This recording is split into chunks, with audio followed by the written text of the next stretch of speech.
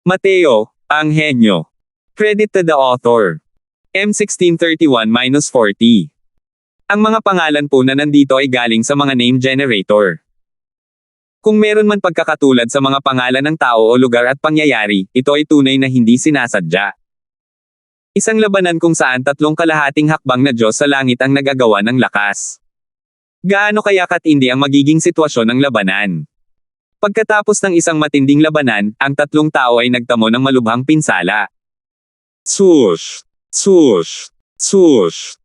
Nang makita ang tatlong taong malubhang nasugatan, ang mga powerhouse ng Divine Lord Realm na naglakas loob na sumunod ay hindi na napigil ang kumilos. Halos sabay-sabay nang umisi ang tatlong tao. Habang itinataas nila ang kanilang mga kamay, ilang malalakas na atake ang kanilang ginawa. Putok! Putok! Putok! Ang mga taong ito ay direktang pinasabog hanggang maging latak at hindi man lang nag-iwan ng mga buto. Malamig na ngumiti si Vic at sinabing, may grupo rin ng mga langgam na naghahangad na makuha ang pinagmulang Magnetic Divine Mountain.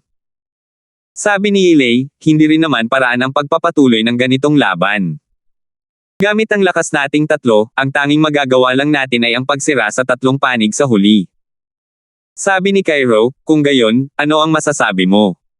Sabi ni Ilay, kunin mo muna ang Origin Magnetic Divine Mountain para hindi pa huli ang lahat para lumaban. Kung hindi, magbubugbog kaming tatlo hanggang mamatay at hindi man lang nahawakan ang Origin Magnetic Divine Mountain. Hindi ba't napaka-unfair naman yan? Natigilan sina Cairo at Vic, at natuklasang makatwiran pala ang sinabi ni Ilay. Sa ngayon, sa ganitong sitwasyon, napakahirap sabihin kung ano ang magiging resulta. Sige, gaya ng sabi mo. Sabi ni Cairo. Wala rin akong tutol. Sabi ni Vic. Sinabi ni Ilay sa seryosong boses, umalis ka. Ang mga figure ng tatlong tao ay gumalaw, tumakbo patungo sa pinagmulang Magnetic Divine Mountain. Ngunit di nagtagal, naging pangit ang kanilang mga mukha. Habang papalapit sila sa pinagmulang Magnetic Divine Mountain, mas nahihirapan silang maglakad. Dinurog sila ng walang kapantay na makapangyarihang force field hanggang sa hindi na sila makahinga. Pakiramdam nila ay tinubuan ng mga ugat ang kanilang mga paa, hindi man lang nila ito kayang buhatin pataas. Kailangan malaman ng isa, ang tatlong taong ito ay pawang mga powerhouse sa Celestial Deity Realm. Ang kapangyarihan ng force field na ito ay makikita sa isang sulyap. Susmariosep. Ang Origin Magnetic Field ng Origin Magnetic Divine Mountain ay lalong lumalakas. Sa ganitong bilis, hindi tayo makakarating doon. Sabi ni Vic sa seryosong boses. Ang matipunong katawan ni Cairo ang pinakamalakas sa tatlong tao. Ngunit sa oras na ito, hindi rin siya gaanong mas magaling kaysa sa dalawa. Inilabas pa ng tatlong tao ang kanilang lakas para sumuso sa utong, ngunit ang kanilang bilis ay lalong bumagal. Mayroon pa ring distansya na humigit kumulang 1,000 talampakan. Kung sino man ang makadaan dito, mapapasakan niya ang pinagmulang Magnetic Divine Mountain na ito. Malamig na sabi ni Cairo. Sa layong 1,000 talampakan, karaniwan sa tatlong taong ito, kailangan lang nilang itaas ang kanilang mga paa. Ngunit ngayon, malapit na ito ngunit, magkalayo, napakalayo na hindi ko maabot. Arg! Umungol ng malakas si Cairo, nagpupumiglas hanggang sa mamula ang kanyang mukha, bago halos hindi makahakbang. Tila naubos na ng hakbang na ito ang lahat ng lakas ng kanyang katawan. Nagngingit-ngit si Cairo at sinabing, bakit ang lakas ng force field ng Origin Magnetic Divine Mountain na ito? Power! Sa wakas ay natamba si Vic, at samuka ng isang subo ng dugo. Sa oras na ito, pakiramdam ni Vic ay parang pinasan niya ang isang buong bundok sa kanyang likod, dinudurog hanggang sa hindi na niya maituwid ang kanyang baywang. Ngunit dahil sa mahalagang kayamanan sa unahan, wala ni isa sa kanila ang susuko, hinihimok ang mga makapangyarihang tao sa buong mundo sa kanilang buong katawan hanggang sa limitasyon, ginagamit ang lahat ng kanilang makakaya upang labanan ang makapangyarihang force field na ito. Gayunpaman, ito ay walang saysay pa rin. Sa puntong ito, kahit ang paghakbang ay isang luho na rin. Lumipas ang 6 na oras, silang tatlo ay naglakad lang palabas ng mga 200 talampakan. Mayroon pa ring distansya na 800 talampakan ang layo mula sa pinagmulang Magnetic Divine Mountain. Sa ilalim ng malakas na force field, silang tatlo ay malubhang nasugatan na. Mas malala ito kaysa noong naglaban sila kanina.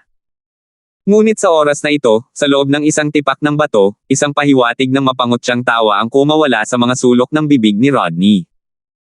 Para mabuhay si Rodney hanggang ngayon, ang kanyang inaasahan ay hindi lamang ang kanyang pagsasamantala sa kanyang seniority. Tunay ngang mayroon siyang tunay na kakayahan. Ang kanyang kasanayan sa pagtatago ay napakatalino. Minsan na niyang ginamit ang paraang ito at nakaligtas sa loob ng mga mistiko na kaharian ng hindi mabilang na beses. Ngayon, gumanap nga itong muli ng isang papel. Dahan-dahan siyang lumabas ng bato, habang pinagmamasdan ang tatlong malubhang na sugatan, labis na nasisiyahan sa kanyang sarili. Bagamat malubhang na sugatan ang tatlong tao sa Vic, sensitibo pa rin ang kanilang mga banal na pandama. Nang makita nilang biglang sumulpot si Rodney sa oras na ito, ang kanilang mga mata ay nagpakita ng gulat. Hahaha. Paano kung ang Celestial Deity Powerhouse? Hindi ba't ako pa rin ang may huling tawa? Hindi ba't napaka-arrogant ninyong tatlo kanina? Mag-arrogant na naman kayo ngayon. Tumawa ng malakas si Rodney at sinabing. Sa kasalukuyan, lahat ng enerhiya ni Vic Trio ay ginagamit upang labanan ang force field ng Origin Magnetic Divine Mountain. Kapag binawi na nila ang kanilang lakas, ang nakapangangilabot na force field na iyon ay magiging parang isang mataas na bundok na mahuhulog mula sa himpapawid, na dinudurog sila hanggang maging giniling na karne. Kung gusto nilang umatras, kailangan nilang umatras ng paunti-unti. Ito rin ay dahil mismo kay So kung kaya't nang ahas si Rodney nagpakita sa oras na ito. Kung hindi, kahit na malubha ang pinsala sa kanilang tatlo, hindi rin siya maglalakas loob na magpakita ng mukha ng basta-basta. Putok. Nakapangilabot ng ngiti ni Rodney. Itinaas niya ang kanyang kamay, isang sinag ng banal na asensya ang lumabas, lumipad diretso kay Vic. Nangangatog ang mga paa ni Vic sa oras na ito at wala man lang kwalipikasyon para umiwas, at malakas na tinanggap ang suntok na ito. Kahit na may epekto ng force field, nang umabot ang ataking ito sa Vic, hindi na malakas ang kapangyarihan nito. Ngunit sa oras na ito, ang palad na ito ay isa lamang anting-anting na nagpapabilis ng kamatayan para sa kanya. Bumuga si Vic ng sariwang dugo ng walang pakundangan. Pumutok. Ang epekto ng palad na ito ay isang magkakasunod na reaksyon. Ang kanyang katawan ay labis na nabighani. Dinudurog siya ng malakas na force field hanggang sa mabasag ang kanyang mga buto. Malungkot ang kanyang ekspresyon, batid na wala na siyang lakas para sumulong. Kaya naman, dahan-dahan siyang umatras at umatras. Vic, kung maglalakas loob kang umatras, ipapadala ka ng matandang ito sa kanluran ngayon din, naniniwala ka ba? Sigaw ni Rodney nang may kaba. Natakot si Vic at hindi na nga nang ahas na umatras, at tanging pagngingit-ngit ng ngipin at pagtitiyaga ang nagawa. Nang makita ni Rodney ang sitwasyon, tumawa siya ng walang pigil at sinabing, Vic, hindi ba't matagal ka ng mayabang? Magmayabang ka na naman sa matandang ito. Ang ekspresyon ni Vic ay walang kapantay na pangit. Isa talaga itong tigreng dumaong sa kapatagan at inaapi ng isang aso. Hindi niya kailanman inakalang susuko na talaga siya sa mga kamay ni Rodney. Sa pingin niya, kinontrol na pala ng langgam na ito ang buhay at kamatayan niya ngayon. Walang kapantay na panariwa sa puso ni Rodney. Ang hinaing na naipon sa kanyang puso sa loob ng maraming taon ay sumabog lahat. Dagendong. Itinaas ni Rodney ang kanyang kamay at isa na naman itong palad. Walang kapangyarihan si Vic at tanging malakas na suntok lamang ang kanyang natanggap. Hindi mabigat ang palad na ito at hindi siya kayang patayin. Ngunit pinatindi nito ang kanyang presyon. Hahaha. Niloko ng matandang ito si Andre hanggang sa mamatay, ngayon, niloko rin kita hanggang sa mamatay. Paano kung may talento ka? Hindi ka pa rin ba mamamatay sa kamay ng matandang ito? Hindi ba't ang matandang ito pa rin ang may huling tawa? Tumawa ng malakas si Rodney at sinabing. Nagngingit-ngit si Vic at sinabi sa malamig na boses, Rodney, huwag kang maging mayabang. Ang bagay na kahit kami ay hindi makakamit, gamit ang kaunting lakas mo, makukuha mo ba? Sinabi rin ni Ilay sa malamig na boses, kung kaya mong maglakad sa loob ng 2,000 talampakan, ituring mo na itong kawalan ko. Nagmukhang may paghamak si Rodney at sinabing, kayong tatlo, mga hanggal. Sino ang nagsabing ang pagkuha ng pinagmulang Magnetic Divine Mountain na ito ay kailangang maglakad sa harap nito? Idilat ninyo ang inyong mga mata at tingnan kung ano ito. Habang nag-uusap, may isa pang lubid na kulay ginto sa mga kamay ni Rodney. Pagkatingin ng tatlong tao, hindi napigilan ang kanilang mga ekspresyon ang biglang magbago at napasigaw sila, immortal na lubad na panggapos. Malamig na ngumiti si Rodney at sinabing, mabuti na lang at may kaunting kaalaman kayo. Nang lumabas ang matandang lalaking ito, hiniram ko mismo ang mystical na kayamanang ito ng celestial deity, ang immortal na lubad na panggapos, mula sa Panginoon ng lungsod, kanyang kamahalan. Ngayon, idilat mo ang iyong mga mata at tingnan kung paano nakukuha ng matandang ito ang pinagmulang magnetic divine mountain na ito. Unti-unting naglakad si Rodney patungo sa direksyon ng pinagmulang magnetic divine mountain, at lalong lumakas ang pressure sa kanyang katawan. Gayunpaman, nang maglakad siya ng 5,000 talampakan ang layo mula sa pinagmulang magnetic divine mountain, huminto siya. Nakita lamang niya ang mga selyo na nabubuo sa kanyang mga kamay. Ang gininto ang lubad na iyon ay tila isang espiritual na ahas, na paikot-ikot patungo sa pinagmulang magnetikong banal na bundok. Note: ang pagpapadala sa kanluran ay nangangahulugang pagpapadala sa langit, pagpatay sa kanya. 1632. Ang immortal na lubad na nagbibigkis ay nakaunat, direktang hinihila ang pinagmulang magnetic divine mountain papasok. Tuwang-tuwa si Rodney, tinipon ang lahat ng enerhiya ng asensya sa kanyang katawan, at hinaila ito gamit ang lahat ng kanyang lakas. Akala niya talaga na gamit ang kanyang banal na asensya kasama ang kapangyarihan ng immortal na lubad na panggapos, ang makalangit na Diyos na mistiko na kayamanang ito, kaya niyang hilahin ang pinagmulang magnetikong banal na bundok. Gayunpaman, sa sumunod na sandali, isang napakalaking puwersa ang naramdaman niya. Hindi gumalaw kahit 1 pulgada ang pinagmulang magnetic divine mountain, ngunit dahil gumamit siya ng sobrang lakas, direkta siyang nabigla patungo sa pinagmulang magnetic divine mountain. Power! Gamit ang sobrang puwersa ng sabay-sabay at sumulong ng napakalayo, agad siyang dinurog ng nakakatakot na force field, at bumuga ng sariwang dugo. Malaki na ang nasugatan ni Rodney. Ngayon, dumami pa ang mga sugat niya. Mabuti na lang at hindi naman ganoon kalayo ang narating niya, hindi naman ito naging dahilan para makawala sa kontrol niya ang tatlong tao. Hahaha. Iniisip ko kung gaano kakagaling. Pagkatapos magliwaliw ng kalahating araw, parang sumasalok ka na rin ng tubig gamit ang salon. Tumawa ng malakas si Cairo at sinabing. Malaki ang natamo ni Vic sa pagkatalo at labis na kinamuhian na niya si Rodney. Ngumisi rin siya ng nakakapangilabot at sinabing, ang mga hanggal ay mga hanggal. Anong bigat mayroon ang Origin Magnetic Divine Mountain? Kung hindi mo ito pino-pino, walang makakaisip na dalhin ito palayo. Kahit pa may 10 pa kayong dumating, hindi nyo rin maiaalis ang ganitong uri ng mahalagang kayamanan. Medyo nahihirapang gumapang pataas si Rodney, pakiramdam niya ay nagbago ang posisyon ng kanyang mga lamang loob, halos mabali ang kanyang mga buto. Masyadong malakas ang force field dito. Hindi siya naglakas loob na magtagal at gusto na lamang umatras at mag-isip muli ng paraan. Kahit nahaharap sa pangungutya ng tatlong tao, wala nang pakialam si Rodney. Nakuha na niya ang kalamangan ngayon at hindi natakot sa 3 taong ito. Nakalag na ang immortal na lubad na panggapos sa kanyang kamay. Plano pa lang ni Rodney na tawagin itong muli nang biglang naging seryoso ang kanyang tingin. Isang figure ang lumitaw mula sa kawalan, hinaharangan ang direksyon ng pabalik na immortal na lubad na panggapos. Swoosh! Ang immortal na lubad na nagbubuklad ay kumislap at naglaho, direktang naglaho. Hindi naman gaanong mahalaga ang pagkabigla ni Rodney.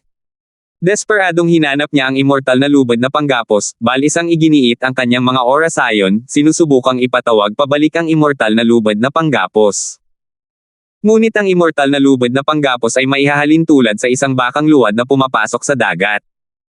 Hindi na niya ito maramdaman kahit kaunti. Tumingin ang taong iyon kay Rodney at bahagyang ngumiti, mukhang maganda ang lubad na ito, tatanggapin ko na lang. Nanlaki ang mga mata ni Rodney, puno ng hindi makapaniwala ang mga mata habang galit na sumisigaw, Mateo, ibalik mo sa akin ang immortal na lubad na panggapos. Kung hindi, papatayin ka ng matandang ito ng walang libingan. Tiningnan siya ni Mateo na parang nakatingin sa isang tanga. Nakangiti niyang sabi, napakasama ba ng ulo mo? Kinuha ng munting Panginoon na ito ang mga gamit mo, tapos gusto mo pa itong ibalik. Nang makita ni Cairo Trio ang biglang paglitaw ng Mateo, laking gulat nila hanggang sa hindi nila maisara ang kanilang mga bibig ng matagal. Lalo na si Cairo, may ekspresyon sa mukha niya na parang nakakita ng multo. Masyado niyang alam ang kapangyarihan ng palad niya. Kalimutan na natin ang tungkol sa isang origin deity realm, kahit ang mga powerhouse ng middle stage Divine Lord realm ay mamamatay din hanggang sa wala nang matitira kahit isang labi. Pero ngayon, lumitaw si Mateo sa harap niya nang walang kahit isang galos. Paano ito posible? Paano? Paano siya naging maayos? Tanong ni Cairo nang may pagtataka. Napakasama ng batang ito. Ngayon lang, hindi ko rin alam kung anong paraan ang ginamit niya, nilunok niya pa talaga ang immortal na lubad na panggapos. Sabi ni Vic na may pangit na ekspresyon. May problema. Sa lakas niya, paano siya makakatayo sa taas na 2,000 talampakan? Seryosong sabi ni Yilei. Nagbago ang ekspresyon ni Vic at may nakahandang premonition sa puso niya, at sinabi sa seryosong boses, ang magnetic field na ito ng pinagmulan ay sapat na upang malampasan ang mga batas ng espasyo. Kahit na naiintindihan niya ang mga batas ng espasyo ng pangalawang patong ng langit, hindi rin posible na magpakita sa lugar na ito ngayon. Anong mga pamamaraan ang mayroon pa ang batang ito?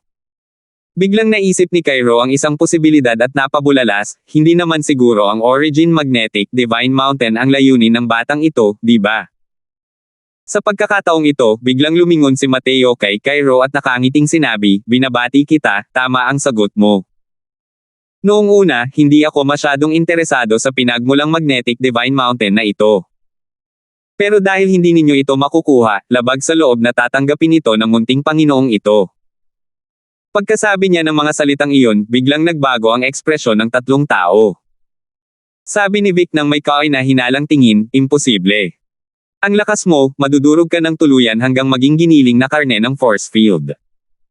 Hindi nagsalita ang dalawa pa, ngunit ang ekspresyon sa kanilang mga mukha ay halatang pareho ang iniisip ni Vic. Ngumiti si Mateo at sinabing, ganun ba? Hindi ko sinusubukan, sino ang nakakaalam? Pagkatapos magsalita, dahan-daang naglakad si Mateo patungo sa pinagmulang Magnetic Divine Mountain. 4 na tao ang tumingin kay Mateo, ang kanilang mga mata ay puno ng gulat. Sa gitna ng napakalakas na force field, ngunit si Mateo ay naglalakad na walang ginagawa na parang nasa isang patio na parang hindi niya maramdaman ang pagkakaroon ng pressure kahit kaunti. Kailangang malaman ng isa, kahit si Cairo, silang tatlo ay dumanas din ng matinding pressure kapag naglalakad ng hanggang 2,000 talampakan, nahihirapang humakbang pasulong. Kung tungkol naman kay Rodney, hindi na kailangang sabihin pa. Kung papasok siya sa rehiyon na 3,000 talampakan ang taas, malamang ay mapipiga siya sa giniling na sarsa. Imposible. Imposible ito. Paano? Paano niya natitiis ang ganito kakilakilabot na magnetic field? Gulat na sabi ni Cairo. Walang humpay na kumurap ang ekspresyon ni Vic at nagngingit-ngit siya at sinabing, napakarami ng mga sekreto sa katawan ng batang ito, at ang kanyang kakayahan ay lumalabas ng walang katapusan, imposibleng bantayan. Sino ang mag-aakala na siya pala ang may huling tawa? Napakapangit ng ekspresyon ni Yilei habang sinasabi niya ito nang may malamig na pagsinghot, kung sino man ang may huling tawa ay hindi pa tiyak. Sa ngayon, 2,000 talampakan na lang ang layo, habang papalapit sa pinagmulang Magnetic Divine Mountain, mas nakakatakot ang pinagmulang magnetic field. Hindi ako naniniwala na kaya niyang maglakad hanggang sa huli. Palihim ding tumango ang 2 pang tao nang marinig iyon. Tama ang sinabi ni Yilei, 800 talampakan lang ang layo na nilakad nila at kasing bigat na ito ng isang mataas na bundok. Ang paligid ng pinagmulang Magnetic Divine Mountain ay talagang nakakatakot hanggang sa hindi na ito maisip. Hindi sila makapaniwala na kayang magpatuloy ni Mateo ng ganito. Nanlalaki ang mga mata ng 4 na tao, habang nakatingin kay Mateo dahan-daang lumalapit ng ganito. 2,000 talampakan, 1,500 talampakan, 1,000 talampakan, 800 talampakan. Naglakad si Mateo sa napakabilis na bilis. Hindi nagtagal, nakasabay na niya si Vic at ang iba pa sa balikat. Nang makita ng 3 tao si Mateo na naglalakad hanggang sa 800 talampakan ng walang kahirap-hirap, ang kanilang mga puso ay bumagsak sa ilalim ng lupa. Hindi pwede. Hindi natin talaga mabibigyan ng swerteng pagkakataon ng punk na ito. Kung hindi, para na rin tayong nagdagdag ng pakpak sa tigre para sa batang ito. Ang pressure na ibinigay sa kanya ni Mateo ay talagang napakalaki. Sa oras na ito, wala nang silbi ang kahit anong kaharian ng mga Diyos sa langit. Naglakad si Mateo lampas sa tatlong tao, bahagyang tumingin kay Cairo habang nakangiting sinasabi, "Teka lang, maaayos din ang laban natin." Tinitigan ni Mateo si Cairo hanggang sa tumibok ng malakas ang puso niya. Pinagbabantaan talaga siya ng batang ito. Pero hindi siya nag-aalala na baka mapatay siya ni Mateo ngayon. Kahit na ang lakas ni Mateo ay kapantay ng unang patong na langit na banal na Panginoon, ito ay masyadong mahina pa rin para sa kanya. Sa lakas ng kanyang malalaman na katawan, kahit tumayo siya roon at hayaang pumatay ang isang First Layer Heaven Divine Lord, hindi siya kayang hawakan kahit kaunti ng First Layer Heaven Divine Lord.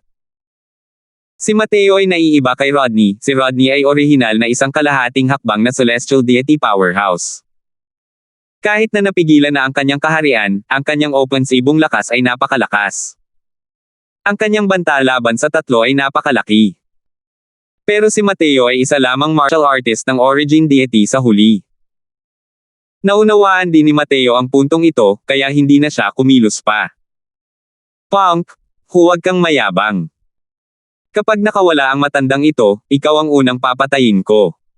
Nagngalit ang mga ngipin ni Cairo sa puot at sinabing. Ngumiti si Mateo at sinabing, "Kung kaya mo ba talaga akong patayin, nakatayo pa rin ba ako rito? Kaya, mainam na ipagdasal mo. Ipagdasal mo na sana ay bumagal ang aking paglaki. Sa ganitong paraan, mas mabubuhay ka ng matagal." 1633. Labis na nalungkot si Cairo. Kung ang ibang mga powerhouse ng origin deity realm ay maglalakas loob na magsalita sa kanya ng ganito, tiyak na pagtatawanan niya ito. Ang ganitong uri ng basura ay maaaring makalimutan ang tungkol sa pagiging pinakamaliit na banta sa kanya sa kanilang buhay. Pero iba si Mateo. Ang talento ng batang ito ay napakagaling. Bukod pa rito, ang kanyang lakas sa pakikipaglaban ay kahanga-hanga. Dahil nasa origin deity realm siya, mayroon na siyang lakas na maihahambing sa isang First Layer Heaven Divine Lord. Kapag lumaki na ang taong iyon, napakalaki na ng banta sa kanya. Gayunpaman, kahit na medyo mabigat ang pagpatay sa iyo ngayon, magagawa pa rin kitang pahirapan. Ngumisi si Mateo habang sinasabi ito, nakangiti hanggang sa manginig si Cairo. "Ikaw.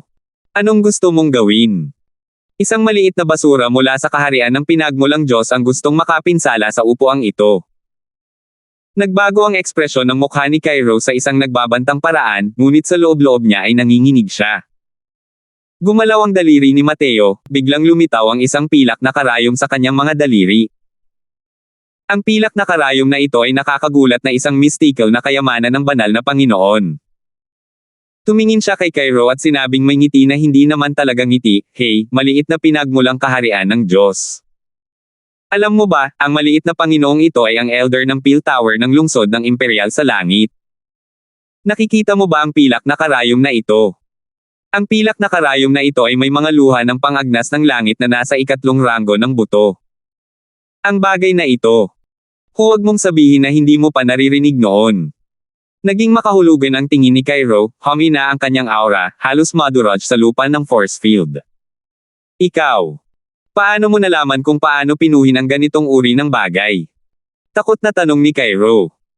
Ang mga luha ng malalangit na halimaw na nakakapanghina ng buto ay isang malakas na lason na tumatarget sa lahi ng halimaw. Ito ay walang kapantay na makapangyarihan. Isang patak ng luha ng rank 5 bone erosive na halimaw ay sapat na para sa kanya, ang celestial deity powerhouse na ito, na mamatay ng daan-daang beses. Bagamat hindi siya kayang lasunin hanggang sa mamatay ng mga luha ng pang-agnas na halimaw sa ikatlong ranggo, sapat na iyon para sa kanya. Lalo na sa ganitong sitwasyon, kapag nalason siya, tiyak na magiging napakahina niya. Sa oras na iyon, hindi na kailangan pang kumilos si Mateo, madudurog din siya ng origin magnetic field. Kung ang hawak ni Mateo ay isang artifact ng celestial deity, wala siyang pakialam.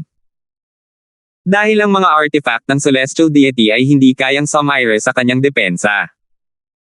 Gayunpaman, ang hawak ni Mateo sa kanyang kamay ay isang mystical na kayamanan ng banal na Panginoon. Nakamamatay ito.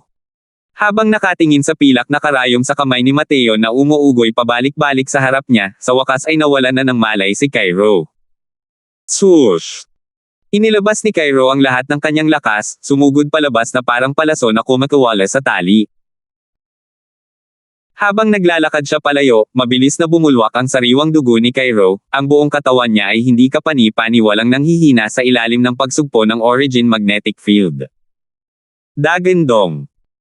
Sabay takbo ng layong 3,000 talampakan ng sabay-sabay, sa wakas ay natisod si Cairo at bumagsak ng mabigat sa lupa. Bahagyang nagbago ang mukha ng 2 taong si Vic, habang nakatingin kay Mateo nang may takot. Tama nga, kumuha si Mateo ng isa pang maliit na bote. Agad na nanindig ang balahibo ng 2 tao. Hindi na kailangang magtanong, wala ring magandang laman ang maliit na bote na ito. Paano nila mabibigyan ng pagkakataon si Mateo na tusukin sila ng karayom? Matapos matuto mula kay Cairo, kumilos sila at tumakas palabas.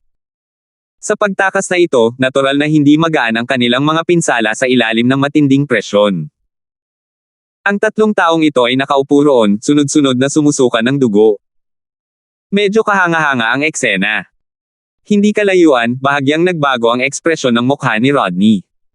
Hindi niya inaasahan na gumamit lamang si Mateo ng isang pilak na karayom at tinakot ang 3 dakilang celestial deity powerhouses hanggang sa ganito. Tumingin si Mateo sa kanilang 3 at nakangiting sinabi, bakit kayo tumakbo ng napakabilis? Nagbibiro lang ako sa inyo, sineryoso ba ninyo? Isa akong alchemist, bakit ang dami kong lason? Power! Power! Power! Muling samuka ng malaking subo ng dugo ang 3 tao nang walang paunang kasunduan. Inisin talaga ng lalaking ito ang mga tao kahit hindi naman binayaran. Mateo, ikaw. Kapag gumaling na ang upuang ito mula sa mga pinsala ko, tiyak na hindi kita patatawarin. Kahit pa ikaw ang elder ng Heavenly Eagle Imperial City, hindi ito magiging maayos. Galit na sabi ni Vic. Ang 3 sa kanilang lakas ay wala pang 10 bahagi dahil sa matinding pinsala. Ngumiti si Mateo at sinabing, kung gayon, alagaan ninyong mabuti ang inyong mga pinsala. Kukunin ko muna ang Origin Magnetic Divine Mountain. Oh, tama, mayroon pa ring taong nakatingin ng may pagnanasa sa tabi ninyo. Hindi ninyo iisipin na hahayaan niya kayong gumaling ng maayos sa inyong mga pinsala, tama ba? Nagbago ang mga mukha ng 3 tao, halos sabay-sabay na nakatingin kay Rodney, at agad na nagliyab ang apoy ng galit. Nagbago rin ang ekspresyon ni Rodney. Hindi niya inaasahan na ang isang sentensya mula kay Mateo ay nagpasiklab sa kanya at galit na sumigaw, Mateo, huwag kang magbintang. Aalis na ang matandang ito ngayon din. Huwag kayong mag-atubiling gamutin ang inyong mga sugat. Ngumisi si Vic at sinabing, noong inambush mo ang upuang ito ngayon lang, hindi ka ba masyadong mayabang? Ngayon, gusto ng tatay mo na makita kung paano ka pa rin maging mayabang. Sina Cairo at Ilay ay parehong napakatalinong tao. Paano nila hahayaang ang isang lobo ay tumitig na parang isang nagngangalit na tigre sa isang tabi ng walang pag-iingat? Ang hindi sila kayang patayin ni Mateo ay hindi nangangahulugang hindi sila kayang patayin ni Rodney. Bukod pa rito, ang kalagayan ni Rodney sa kasalukuyan ay mas maayos pa ng kaunti kaysa sa kanilang 3. Hindi siya papatayin, paano silang 3 ang maglalakas loob na gumaling? Malamig na ngumiti si Cairo at sinabing, sino ba ang may pakialam sa kung ano ang mangyari? Patayin mo muna siya bago magsalita. Napakatuso ng matandang punk na ito, hindi mas malala pa kay Mateo ng punk na iyon. Kung hahayaan mo siyang mabuhay, sino ang nakakaalam kung ano ang gagawin niya? Ang ekspresyon ni Rodney ay sukdulan na pangit. Ang galaw ni Mateo na pagbuga sa kanya ng apoy ay talagang napakasama. Isa itong lantara na sa buwatan. Mga matatandang soro rin ang 3 taong iyon, imposibleng hindi maintindihan na naghahasik ng kaguluhan si Mateo. Ngunit kinailangan pa rin laban sa kanya. Napakasimple lang ng dahilan, hindi sila mapakali. Ang hirap talagang pakisamahan ang batang ito. Swoosh! Swoosh! Swoosh! Pilit na tiniis ng 3 tao ang matinding pinsala at sinunggaban si Rodney. Cairo 3 tao ang malubhang nasugatan at napatamaan ng mahahabang palaso sa dulo ng kanilang paglipad. Kung hindi dahil sa kanilang mga pagkakakilanlan, paano sila magsasanib puwersa para umatake? Sa halip, si Rodney iyon. Kahit na nagtamo rin siya ng mga pinsala, mas magaan ito kung ikukumpara. Di nagtagal, nagkagulo ang 4 na tao. Paano naging laban ni Rodney ang 3 tao? Sa loob ng ilang round, siya ay nanghihina at nagtamo ng malalaking pinsala. Nang makita ni Mateo ang eksenang ito, hindi niya napigil ang mapangiti ng bahagya. Kung mas matalino ang isang tao, mas madali siyang maloko paminsan-minsan. Ang laban doon, wala siyang pakialam. Pupuntahan niya at itatago ang Origin Magnetic Divine Mountain ngayon din. Gaya ng sinabi ni Cairo at ng iba pa, hindi sapat ang lakas ni Mateo para maglakad sa harap ng pinagmulang Magnetic Divine Mountain. Masyadong malakas ang Origin Magnetic Field sa unahan. Kahit nataglay niya ang Origin Magnetism Spirit Wood, ang ganitong uri ng divine object, malinaw na mas mababa ang kalidad ng bagay na ito kumpara sa Origin Magnetic Divine Mountain. Gayunpaman, may pamamaraan si Mateo. Para sa kanya, ang Origin Magnetism Spirit Wood ang pinakamahusay na paraan upang makipag-ugnayan sa Origin Magnetic Divine Mountain. Kinuha ni Mateo ang Origin Magnetism Spirit Wood at nagbuhos ng essence energy sa loob ng walang pakundangang. Kasabay ng isang ihip ng hangin, ang Origin Magnetism Spirit Wood ay lumipad diretso patungo sa Origin Magnetic Divine Mountain. Pumutok. Ang Origin Magnetism Spirit Wood ay talagang naipasok sa Origin Magnetic Divine Mountain nang walang kahit kaunting sagabal. Dagindong. Tila na-activate ang pinagmulang Magnetic Divine Mountain, at agad na naglabas ng nakasisilaw na liwanag. Nang makita ng 4 na taong kasalukuyang na isang mabangis na labanan ang eksenang ito, hindi nila maiwasang tumigil, habang tinitingnan ang eksenang ito ng may hindi kapani-paniwalang pagkabigla. Paano nagawa ng batang ito? Sinimulan na niya talagang pinuhin ang pinagmulang Magnetic Divine Mountain. Biglang nagbago ang ekspresyon ng mukha ni Vic. Nagngalit si Cairo sa puot at sinabing, "Sus Mariosep. Ang tagal mong naglibot at nagtamo ng matinding pinsala, sa huli ay nakatulong pa rin sa batang ito. Kapag gumaling na ang mga pinsala ko, tiyak na papatayin ko ang baliw na ito anuman ang mangyari." Swoosh! Nang sandaling iyon, habang gulat na gulat ang 3 tao, si Rodney ay naging isang agos ng liwanag, mabilis na lumipad palayo sa labas ng mundo. Hindi siya maabala ng 3 tao, ang kanilang mga ekspresyon ay nakatingin kay Mateo ng may komplikasyon. Ang pinagmulang Magnetic Divine Mountain na ito ay hindi isang ordinaryong kayamanan. Hindi matukoy ang antas nito. Kapag ito ay ganap ng napino, malamang kahit ang mga celestial deity powerhouse ay madaling mapapatay. Sabi ni Elaine na may napakapangit na ekspresyon. 1634. Nakuha na ni Mateo ang Origin Magnetism Spirit Wood sa loob ng napakaraming taon. Matagal na siyang sumanib dito, walang pagkakaiba sa pagitan ng isa't isa.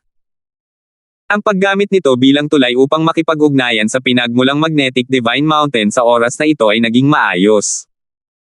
Ang pinagmulang magnetismo, Spirit Wood, at pinagmulang Magnetic Divine Mountain ay nagmula sa iisang pinagmulan. Masasabing ito ay nagmula sa iisang ugat. Natural lamang na walang gaanong pagkasuklam kay Mateo. Sa ilalim ng gulat ng mga titig ng 3 tao, dahan-daang lumabas muli si Mateo, patungo sa pinagmulang Magnetic Divine Mountain. Bakit walang silbi ang ganito kalakas na Origin Magnetic Field laban sa kanya? Gulat na sabi ni Vic. Nawala na talaga ng bisa ang Origin Magnetic Field. Ano ba ang ginawa niya ngayon lang? Gulat na sabi rin ni Cairo. Matalas ang mga mata ni Elaine habang bulalas, tumingin kayo sa itaas ng pinagmulang Magnetic Divine Mountain. Iyan ay pinagmulang magnetismo, espiritong kahoy. Nang makita ng 3 tao ang pinagmulang magnetismo ng Spirit Wood, hindi nila maiwasang mapagtanto. Sa wakas ay nalaman na nila kung bakit malayang nakakalabas at nakakatago si Mateo sa ilalim ng takip ng pinagmulang Magnetic Divine Mountain. Ang batas ng pinagmulang magnetismo ay isang uri ng napakabihira at kakaibang batas. Ang mga taong nakakaintindi nito ay napakakaunti lamang. Ang mga taong kasing lakas ng Vic Trio ay kayang magpakawala ng kapangyarihang pandaigdig para labanan ang mabigat na presyon ng pinagmulang magnetic field. Pero Mateo, kaya niyang gamitin ang batas ng Origin Magnetism para i-neutralize ang Origin Magnetic Field. Sus Mariosep. Napakaswerte rin ng batang ito. Hindi lang niya naunawaan ang mga batas pangkalawakan, mayroon pang ang Origin Magnetism Spirit Wood, itong uri ng kataas-taasang kayamanan. Sigaw ni Cairo. Ang swerte ni Mateo ay nagpainggit at nagpainggit sa kanya. Sa gitna ng masalimuot na mga titig ng tatlong tao, dahan-daang lumapit si Mateo sa harap ng pinagmulang Magnetic Divine Mountain. Ang pinagmulang magnetikong banal na bundok ay maitim sa buong katawan, kasing-taas ng tatlong tao. Napakakapal at malakas. Hindi rin ito kayang yakapin ng 10 tao. Bahagyang inilagay ni Mateo ang kamay sa Origin Magnetism Spirit Wood, ibinuhos ang Divine Essence sa loob, at sinimulang pinuhin ang Origin Magnetic Divine Mountain. Pero sa oras na ito, nagpalitan ng tingin sina Vic at Ilay, at biglang nagpakita ng masamang tingin. Si Cairo ay isang matandang halimaw na nabuhay ng 1,000,000 taon, agad niyang napansin ang isang bagay na mali. Swoosh! Swoosh! Dalawang figure ang humampas sa hangin at dumating, sumugod papunta sa kanya. Kakaibang umiwas ang figure ni Cairo, naiiwasan ang mga atake ng dalawang tao. Hey! Kayong mga tao talaga ay mga taksil na tao. Sabi ni Cairo sabay tawa ng malamig. Ngumisi si Vic at sinabing, ang lahi ng mga demonyo ay malupit at mabangis, pumapatay ng mga buhay na nilalang. Anong tiwala ang mayroon para pag-usapan ka, isang kakaibang nilalang? Tumango si Ilay at sinabing, hindi mo na kailangang maging mahaba ang sasabihin mo sa kanya, patayin mo na siya. Tumawa ng malakas si Cairo at sinabing, gusto ko nang patayin ang upuan na ito, medyo wala pa kayong karanasan. Nang panahong iyon, upang makuha ang pinagmulang Magnetic Divine Mountain, wala sa tatlo ang gustong labis na gumastos ng enerhiya, kaya naman bumuo sila ng isang maselang kasunduan. Ngayon, habang ang Origin Magnetic Divine Mountain ay dinadala ni Mateo sa kanyang bag, natural na nasira ang balanse sa pagitan ng mga ito. Kahit na isang naglalakbay na magsasaka si Ilay, ang mga tao at mga halimaw ay mortal na magkaaway. Ngayong may pagkakataon ng patayin si Cairo, natural lang na hindi siya mag-aatubiling. Bukod dito, Cairo, ang ganitong uri ng matandang halimaw na nabuhay ng 1,000,000 taon, tiyak na maraming magagandang bagay sa kanya. Ang pagpatay sa kanya ay maaari ring makabawi sa kakulangan sa pagkakataong ito. Kung tungkol naman kay Mateo, sumuko na sila. Naiintindihan niya at ni Vic na hindi kayang patayin ni Mateo ang kanilang kasalukuyang kalagayan. Kaya naman, itinatakda nila ang target sa Cairo. Kung nasa tugatog na siya ng kanyang kapangyarihan, natural lang na hindi natatakot si Cairo sa dalawa. Ngunit sa oras na ito, medyo mahirap pa rin para sa kanya na harapin ang magkasanib na puwersa ng dalawang tao. Matandang Diablo Cairo, tinatapos ka na, ang bantog na lungsod ng Imperial na Orchid ay ituturing ding nawala ng braso. Ngayon, manatili ka lang dito. Sabi ni Vic nang may malamig na ngiti. Matagal nang nakainom si Vic ng ilang gamot at pilit na pinipigilan ang kanyang mga pinsala. Dahil sa matinding pakikipaglaban sa oras na ito, hindi siya nagpigil kahit kaunti.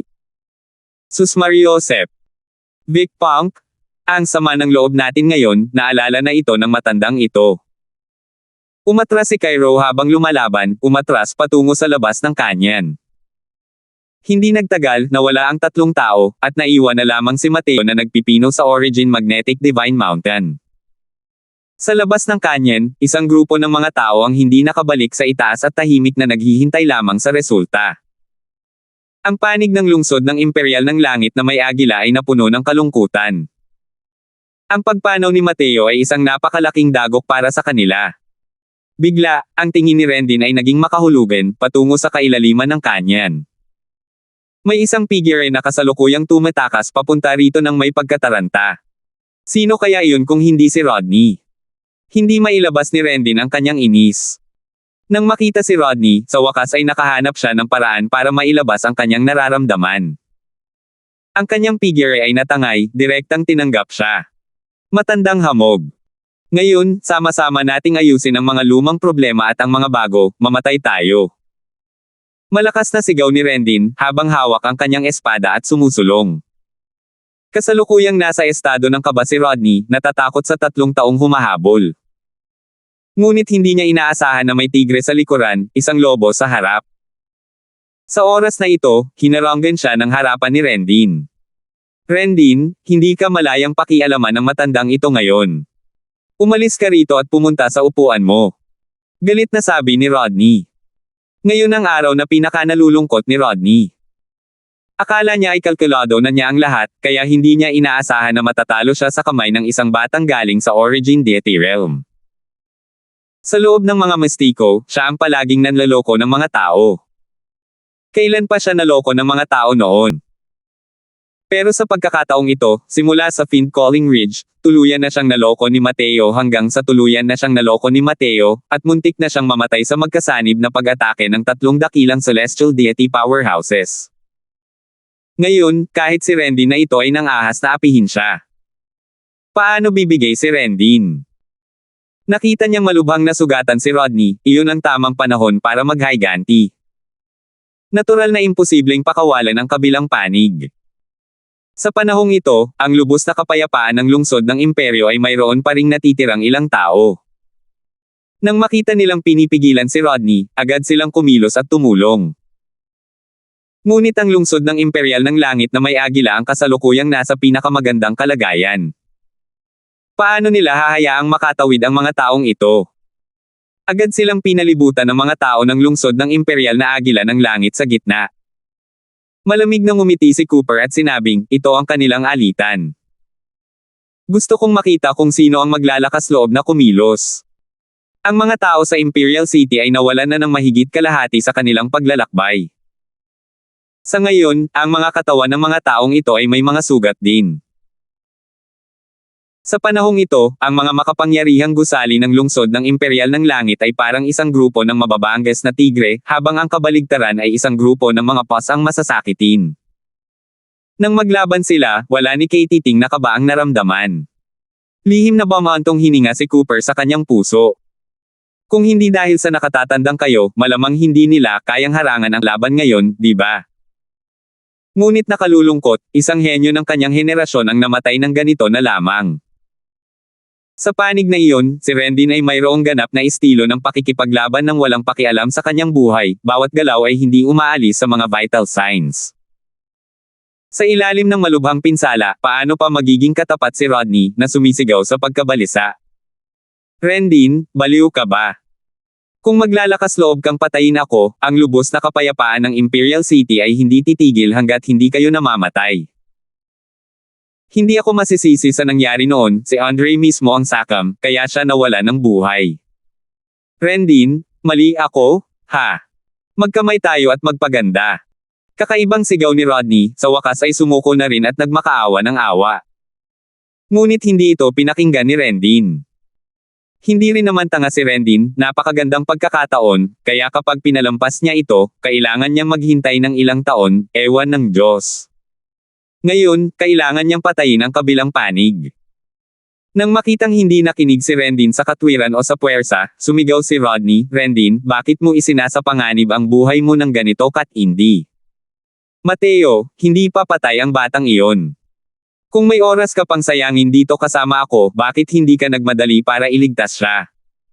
Ang kalmadong mukha ni Rendin ay sa wakas ay kitang-kitang naantig. Itinigil niya ang espadang hawak niya at sinabi sa malamig na boses, anong sabi mo? Hindi lang siya, pati na rin ang lahat ng nasa Heavenly Eagle Imperial City ay nagulat. Nakita nila mismo ni Cairo si Mateo na pinatay, paanong hindi siya mamamatay? Sabi ni Rodney, akala ko rin noong una ay namatay na ang punk na ito na si Mateo. Sino ang nakakaalam na hindi siya namatay at palihim pang ang pumasok sa loob? Pero ngayon, kinubkob siya ng 3 dakilang celestial deity powerhouses, hindi alam ang buhay at kamatayan niya. May oras ka pa bang sayangin dito kasama ko? 1635. Putok. Habang natutulala si Rendin, biglang gumawa si Rodney ng isang palihim na pag-atake, isang hampas ng palad patungo sa dibdib nito. Biglang nagulat si Rendin nang marinig niya ang balitang hindi namatay si Mateo at sandaling natigilan. Paano kaya papakawalan ni Rodney ang pagkakataong ito? Tinamaan si Rendin ng isang palad, at bumagsak ito ng mabigat sa lupa, habang mabilis na bumulwak ang sariwang dugo. Ang palad na ito, si Rendin ay ganap na walang bantay, tinanggap ito ng matatag, at hindi na makatayo pa. Si Rodney din ang malubhang nasugatan, ang kanyang lakas at banal na asensya ay wala pang 10%, kaya hindi niya napatay si Rendin. Ngunit sapat na ito para kay Rodney. Hindi ang pagpatay kay Rendin ang layunin niya, kundi ang pagtakas. Ikaw. Kasuklam-suklam. Napahawak si Rendin sa kanyang dibdib at galit na sinabi. Tumawa si Rodney at sinabing, kung hindi lang nagmadali ang oras, malamang ay ipinadala ka na ng matandang ito sa langit. Pero may sasabihin ako sa iyo na magandang balita, hindi talaga namatay si Mateo. Isa pa. Kung walang aksidente, malamang ay sa kanya na ang mahalagang kayamanan. Nang sandali lumabas ang mga salitang ito, lahat ay nagpakita ng pagtataka. Ito. Paano ito nangyari? Nakita ko mismo kung paano siya pinatay ng makapangyarihang lahing demonyong iyon, paanong hindi siya mamamatay. Hindi lang siya namatay, nakakuha pa siya ng napakalaking swerte mula sa kamay ng tatlong makapangyarihang Diyos ng kalangitan. Paano niya nagawa iyon? Napakarami nating pares ng mga mata, kaya kayang lahat tayo ay nagkamali ng paghatol. Wala nang hihigit pa sa pagkabigla sa puso ng lahat. Isang taong matagal nang nadurog sa kanilang mga mata ang talagang sumunggab sa malaking swerteng pagkakataon sa pagkakataong ito. Ang ganitong uri ng bagay, kahit ang pag-iisip pa lang ay parang hindi maisip. Bukod pa rito, sa pagkakataong ito ay may tatlong dakilang kapangyarihan ng celestial deity na nakikialam sa bagay na ito. Maaari kayang pinanood lang nila si Mateo na agawin ang kayamanan ng walang pakiramdam. Tinignan ni Rodney si Rendin nang may paghahamak at akmang aalis na. Hahaha. Rodney, salamat sa pagdalaw mo sa akin nitong balita. Dahil hindi namatay si Mateo, wala na ang pag-aalala ng matandang ito. Ngayon, mamamatay din ang matandang ito kasama mo. Biglang tumawa ng malakas si Rendin nang walang tigil, at biglang lumakas ang aura sa katawan niya. Bigla siyang tumayo, ang mga pinsala sa kanyang katawan ay agad na gumaling. Bukod pa rito, ang kanyang katawan ay naglabas ng pulang ilaw, ang kanyang buong pagkatao ay parang baliw. Nang makita ni Rodney ang eksenang ito, hindi napigilan niyang magbago ang ekspresyon ng kanyang mukha at sinabing may galit, Rendin, baliw ka. Isang baliw na espada na parang lumilipad, ang galaw na ito ay sumusunog ng buhay at dugo. Baliw na si Rendin habang tumatawa ng malakas at sinabing, ano na naman? Noong tinuruan ako ni Master ng galaw na ito, pinagbawalan niya akong gamitin ang galaw na ito hanggang sa sandali ng buhay at kamatayan. Pero, dahil pinalampas niya ang pagkakataon ngayon, sino ang nakakaalam kung gaano katagal maghihintay ang matandang ito hanggang sa mapatay kanyang muli? Kaya, dapat kang mamatay ngayon. Karaniwan, kahit gamitin ni Rendin ang Crazed Sword Evanescent move na ito, hindi rin posible na maging katapat ni Rodney. Pero napakaganda ng pagkakataong ito ngayon, malinaw kay Rendin na kapag pinalampas niya ito, malamang ay hindi na siya magkakaroon ng pagkakataong maghiganti muli sa buhay na ito. Kahit na napakaliit ng tsansa ni Rodney na makalusot sa Celestial Deity Realm, napakaliit din ng tsansa niya na makalusot sa Celestial Deity Realm. Gustong maghiganti, halos walang pagkakataon. At maaaring ngayon na ang huling pagkakataon. Naghintay si Rendin ng ilang 10,000 taon, paano niya magagawang bitawan ang pagkakataong ito ng madali? Lubhang nagbago ang ekspresyon ng mukha ni Rodney at takot na sabi niya, baliw ka. Baliw ka. Sina Rodney at Andre ay mga makapangyarihang tao noong parehong panahon. Natural lang na hindi nabago sa kanya ang ganitong galaw ni Crazed Sword Evanescent. Gamit ang galaw na ito sa isang desperadong sitwasyon, hindi lamang mararating ng isang tao ang tugatog nito, maaari pa nitong pasiglahin ang kanyang lakas sa pakikipaglaban. Pero ang kapalit ay ang pagsunog ng mahabang buhay at kakanyahan ng dugo. Sa ngayon, gamit ang ganitong uri ng estado, ang paggamit ni Rendin ng galaw na ito ay sadyang napakasama para sa kanya. Halos walang kahit kaunting pag-aalinlangan, agad na tumakbo palayo si Rodney. Malamig na tumawa si Rendin at sumigaw, saan ka pupunta? Ginamit ni Rendin ang Crazed Sword Evanescent sa galaw na ito, ang kanyang movement technique ay lubos na lumago, at naabutan si Rodney sa isang kisap mata. Mas mabilis ang bawat espada niya kaysa sa huli, na pumipilit kay Rodney hanggang sa siya ay nataranta. Paano pa rin nanaisin ni Rodney na magpatuloy sa pakikipaglaban? Umatras lamang siya habang lumalaban. Alam niyang hindi magtatagal ang kalagayan ni Rendin. Hanggat ipagpapaliban niya ito, magkakaroon ng pagkakataong kontrahin si Rendin. Ang dalawang tao, ang isa ay humabol, ang isa ay tumakbo, at agad na naglaho sa paningin ng lahat. Bago umalis, nag-iwan si Rendin ng isang tagubilin. Sinabi niya, manatili kayong lahat dito at tahimik na hintayin ang paglabas ni Elder Crosswell. Nag-alinlangan sina Cooper at ang iba pa. Hindi nila inakalang magiging ganito kay Terminado si Head Elder. Hindi pa natatagalan ay nakaalis na sina Rendin at Rodney nang muling marinig ang sunod-sunod na marahas na labanan mula sa likuran. Di nagtagal, lumitaw ang tatlong figure ni Cairo sa harap ng lahat. Ngunit hindi sila nanatili, humahabol habang lumalaban, at mabilis ding naglaho sa paningin ng lahat. Nagpalitan tingin ang lahat, pakiramdam lamang ay labis na magulong ang kasalukuyang sitwasyon, at hindi nila maiwasang malito. Patayin! Nagpakita ng mabangis na tingin ang mga mata ni Heaven Star at biglang naglunsad ng isang atake, na pumatay sa isang makapangyarihang tao sa pamamagitan lamang ng pag-angat ng kanyang kamay. Saka lang napagtanto ng mga makapangyarihang tao at isa-isang naglaban. Ngunit ang mga tao ay parang isang kawan ng mga dragon na walang pinuno sa panahong ito at wala man lang ni isang taong maaaring pumatay sa kuta. Paano sila magiging katapat ng mga makapangyarihang demonyo? Hindi napigilan ni George ang kalungkutan at gustong pumasok para samantalahin ang maswerteng pagkakataon, ngunit napatay na siya ng magkasama ng tatlong dakilang kapangyarihan ng Celestial Deity. Sa oras na ito, sina Heaven Star at Andy ang pinakamalakas sa grupong ito. Kahit na ang kanyang kaharian ay sinupil, isa rin itong tigre na pumapasok sa isang kawan ng mga tupa. Mabuti na lang at nasupil ang lahat ng nasasakupan. Hindi naman umabot sa puntong natalo ang mga tao na parang landslide. Pero hindi rin maganda ang sitwasyon. At ngayon, ang mga powerhouse ng Heavenly Eagle Imperial City ang naging pangunahing puwersa ng labanang ito. Ang kanilang lakas ay lubos na napreserba, ang kanilang kapangyarihan sa pakikipaglaban ay napakalakas.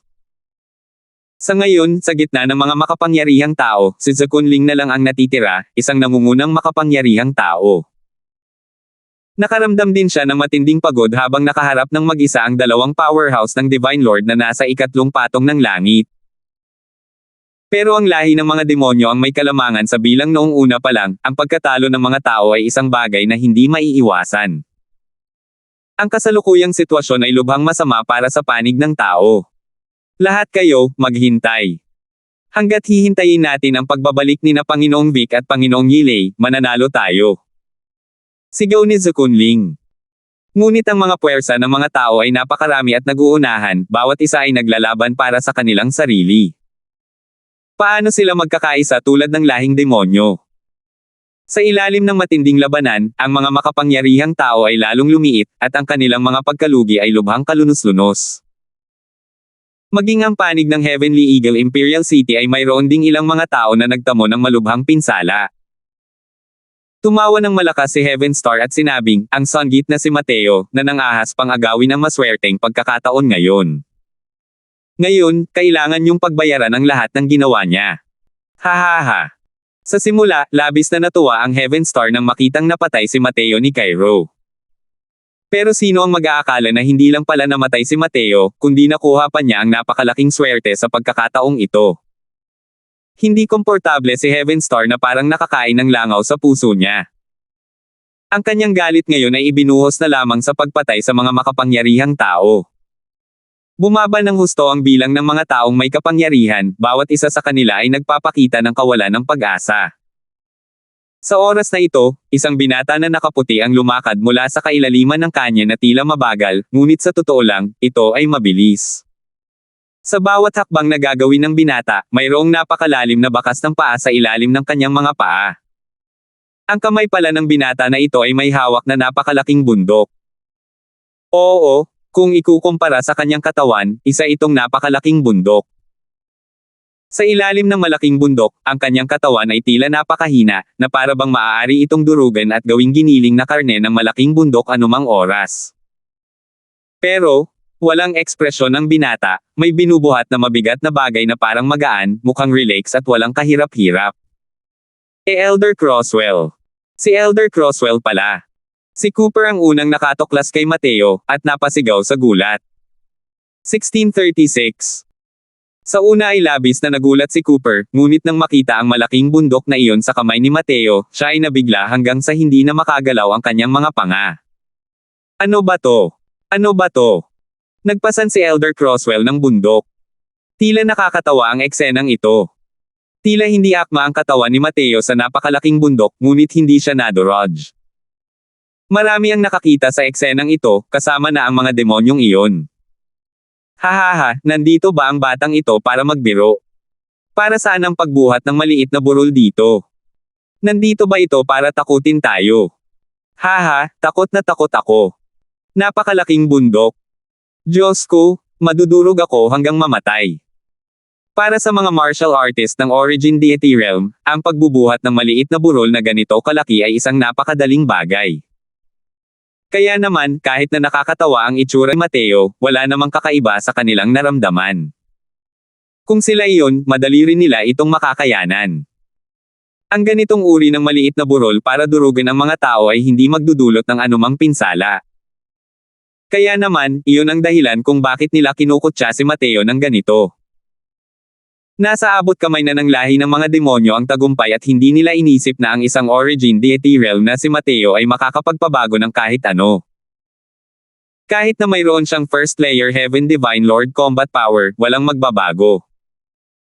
Hindi rin ganoon ang naramdaman ni Cooper, at sinigawan si Mateo, Elder Crosswell, wala kang pakialam sa amin, umalis ka na agad. Ngumiti si Mateo sa kanya. Natigilan ang huli ng ilang sandali, pagkatapos ay nakita niyang marahang itinaas ni Mateo ang kanyang braso, at itinulak ang napakalaking bundok. Pagkatapos, nakita niya ang napakalaking bundok na iyon na gumuhit ng isang magandang arco, na damapo sa ulo ni Heaven Star. Matagal nang nakikita ni Heaven Star si Mateo, ngunit labis niya itong hinahamak. Nang makitang ginamit talaga ni Mateo ang napakalaking bundok para durugin ito, hindi niya napigil ang mapamura habang sinasabing, isang napakasamang bundok at gusto mong saktan ang upuang ito. Talaga bang itinuturing mo itong isang piraso ng papel? Humugot si Heaven Star ng isang malaking martilyo, nakakagulat na isa itong mataas na antas na mystical na kayamanan ng Fiend Lord. Para lang makita siyang ngumiti ng may pagkutya, iwinasiwas ang kanyang martilyo, at humampas patungo sa Origin Magnetic Divine Mountain. Sa oras na ito, nagkataong bumabagsak ang Origin Magnetic Divine Mountain.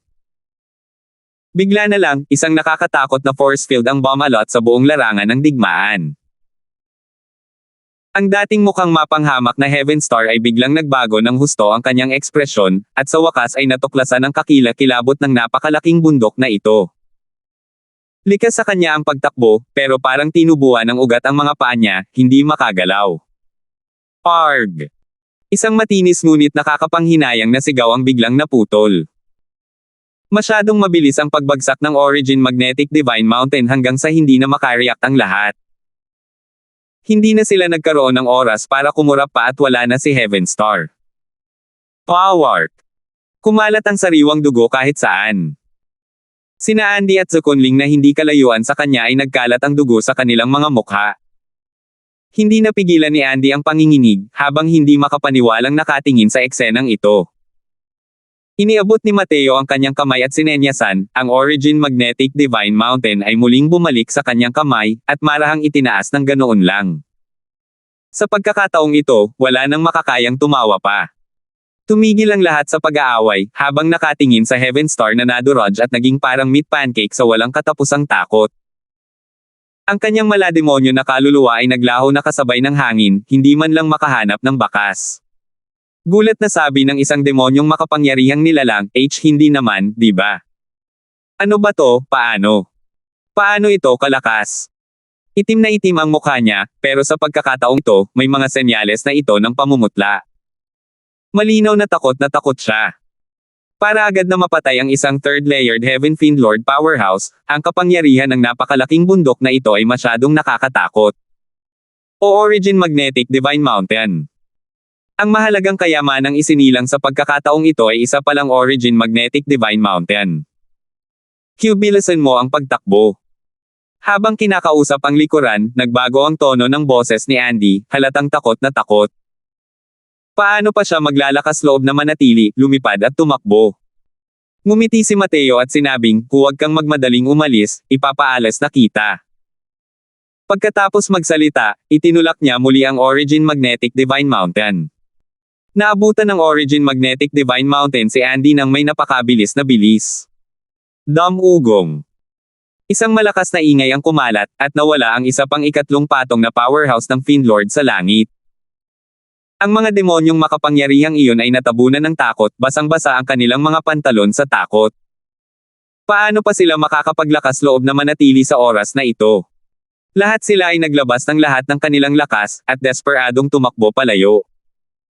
Ang tanging magagawa nila ay magdasal na sana'y hindi sila mapansin ni Mateo. Kahit sina Andy at Heavenstar, ang dalawang makapangyarihang ito, ay casual na natalo. Paano sila magiging swerte? Takbo. Bilisan mo, takbo. Bilisan mo ang pagtakbo. Demonyo ang taong ito. Takbo kayong lahat dali. Mamamatay kayo kapag nabangga kayo ng maliit na burol na ito. Sa loob ng ilang panahon, ang mga powerhouse ng lahing demonyo ay nagsitakas sa lahat ng direksyon, nagkalat na parang mga ibon at hayop. Paano pa nila naaapektuhan ang pagpatay sa mga powerhouse ng tao? Ang kasalukuyang Mateo ay isang masamang bituin sa kanilang mga mata. Natulala ang lahat ng mga makapangyarihang tao. Nabigla sila sa eksenang ito sa harap ng kanilang mga mata hanggang sa hindi na ito maaaring maging mas dakila pa. Hindi nila ito maintindihan kahit anong mangyari.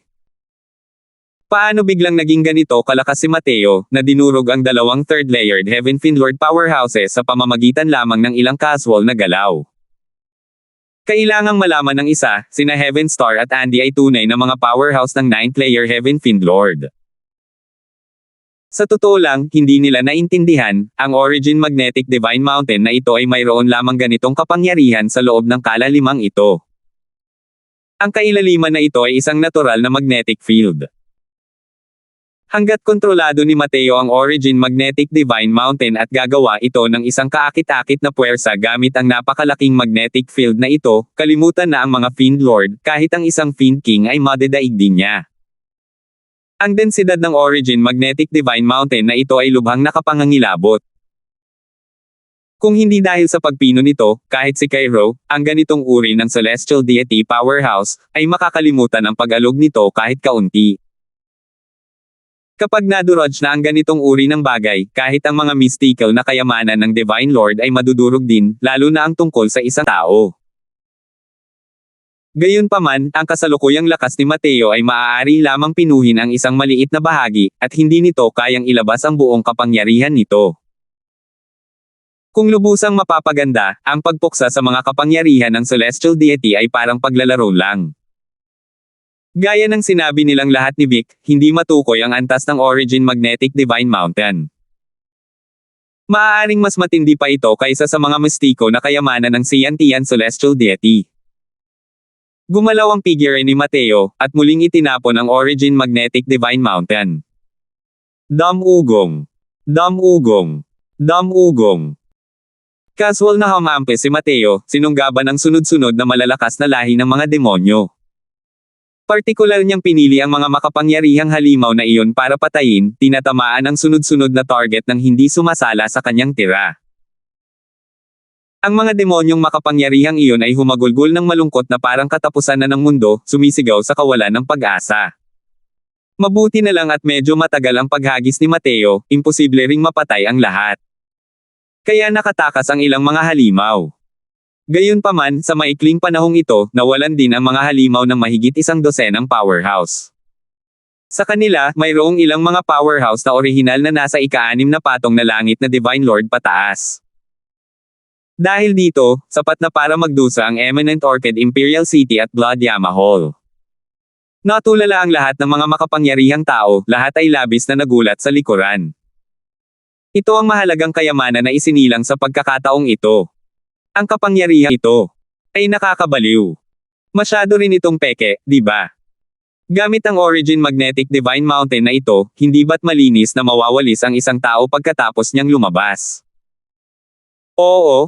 Kahit anong ikatlong patong na langit na Divine Lord, ikalimang patong na langit na Divine Lord, kahit sino pa ang makainis sa kanyang mga mata, kaya niyang ihagis ang napakalaking bundok na iyon at basagin ito ng tama. Itinaboy ni Mateo ang mga powerhouse ng demonyo, itinago ang Origin Magnetic Divine Mountain at hinanap si Cooper. Pinanood ni Cooper hanggang sa kumulo ang kanyang dugo sa isang tabi, gulat na sinabi, "Binabati kita, Elder Crosswell." Dahil nakuha mo na ang mahalagang kayamanang ito, magagawa ni Elder Croswell ang anumang gusto mo sa hinaharap. Ngumiti lang si Mateo at biglang natuklasang wala si Rendin, at hindi niya napigil ang magtanong, nasaan si Head Elder? Nang mabanggit ang Head Elder, namula ang mga mata ni Cooper at ikinwento ang nangyari kanina. Kumunat ang noo ni Mateo nang marinig niya ito at sinabing, punong-puno ng mga panlilinlang ang Rodney na ito, malamang na hindi niya katapat ang Head Elder. Maghintay kayong lahat dito. Hahanapin ko sila. 1637. Rodney, lumayo ka sa akin. Galit na sigaw ni Rendin. Nagtagumpay ang kanyang galaw ngayon lang, pinalipad si Rodney. Pero sino ang mag-aakala na ang lalaking ito ay gumulong sa lupa at naglaho? Alam ni Rendin na nagtatago lang ang lalaking ito sa malapit. Pero kahit anong pangitain niya, hindi pa rin niya mahanap ang bakas ni Rodney, at hindi niya mapigil ang mag-alab sa pagkabalisa. Kaunti na lang ang natitirang oras para sa kanya, kapag napagod na ang kanyang katawan, siya ay magiging lubhang mahina. Sa oras na iyon, maaari na lamang siyang maging nasa awa ng ibang tao. Pakiramdam ni Rendin ay unti-unting nawawala ang kanyang puwersa ng buhay.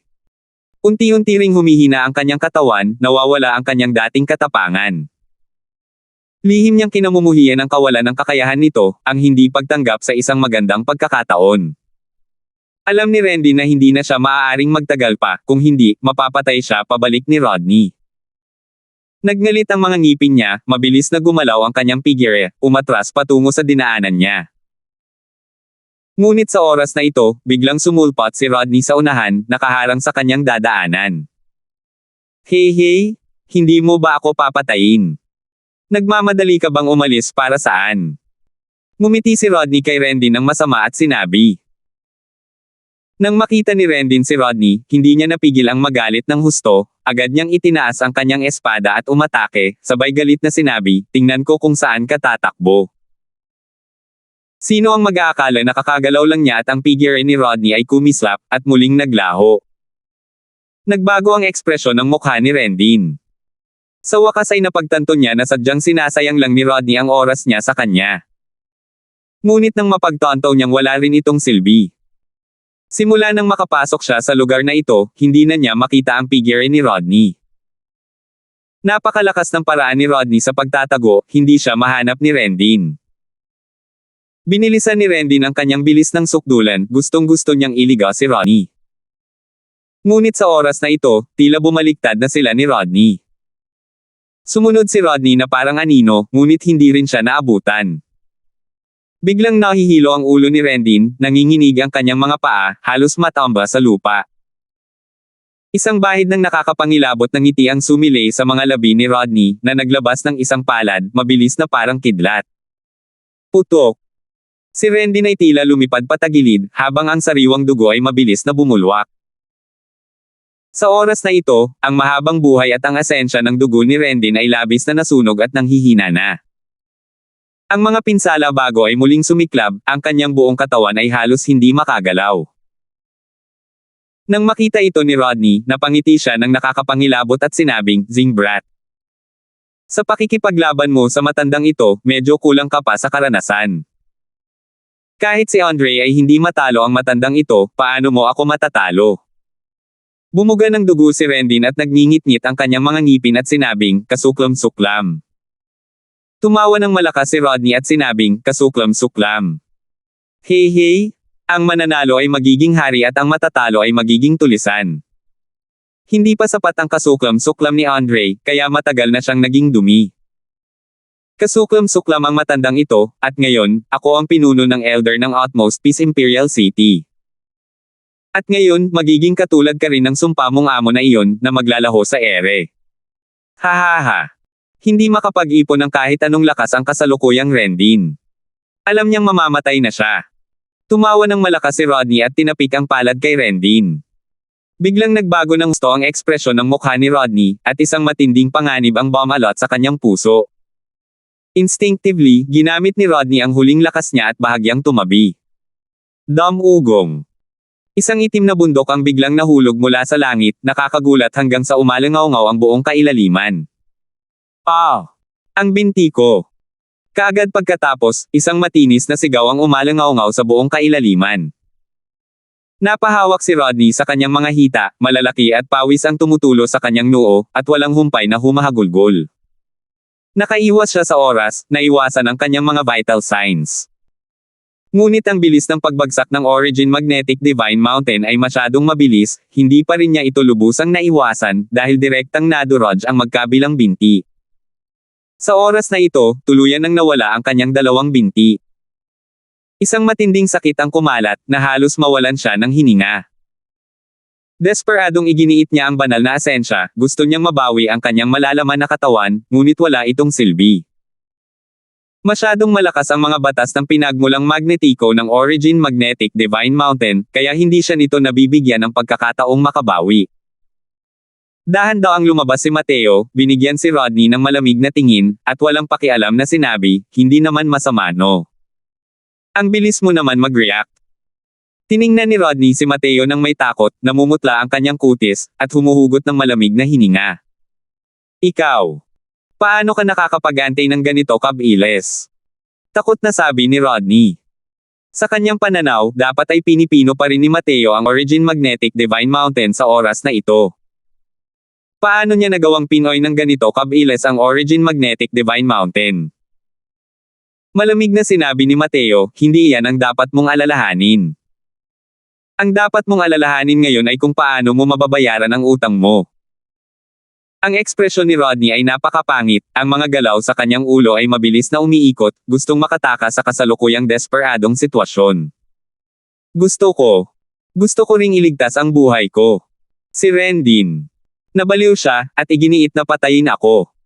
Nagngingit-ngit si Rodney at sinabing. Lumapit si Mateo kay Rendin, tiningnan siya, at nagkunot ang kanyang mga kilay. Head Elder, masyado kang pabaya. Ang paghihiganti ay hindi ginagawa sa pamamagitan ng paglalaro sa iyong buhay. Ano ang saysay ng pagkasira ng isa't isa? Gaya ng sinabi ni Mateo, mabilis na tumapik ang mga daliri niya, na pumihil sa patuloy na pag-agos ng buhay ni Rendin. Pero baka sa mukha ni Rendin ang ginhawa nang sabihin niya, ikaw.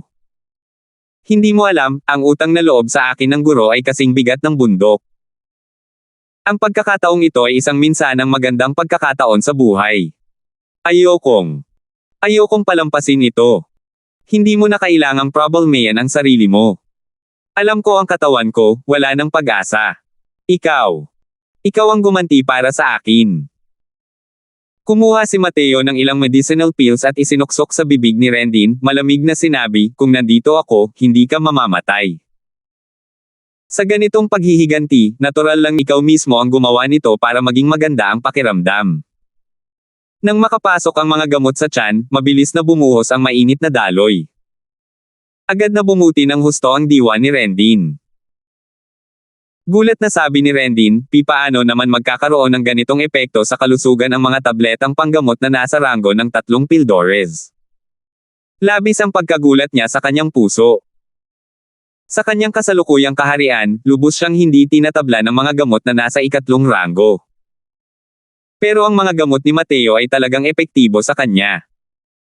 Ngumiti si Mateo at sinabing, ang ibinigay sa iyo ay pawang mga pildores na panggamot na walang bisa na espirito, na nagpapanumbalik ng asensya at nagpapalusog sa chi. Bagamat hindi ka nito lubusang mapapagaling, hindi dapat magkaroon ng malalaking problema sa ngayon. Hindi kalayuan, nang makita ni Rodney ang eksenang ito, labis siyang nagulat. Ang mga pildores na panggamot na may antas ng divine na walang bisa ay halos maalamat na mga nilalang. Nakakuha si Mateo ng isang malaking tumpok sa isang suntok. Gamit ang rank 3 divine pills para sugpuin ang mga pinsala ng isang rank 4 powerhouses, tanging si Mateo lamang ang nangahas na gawin ito. Siya lamang ang makakagawa nito.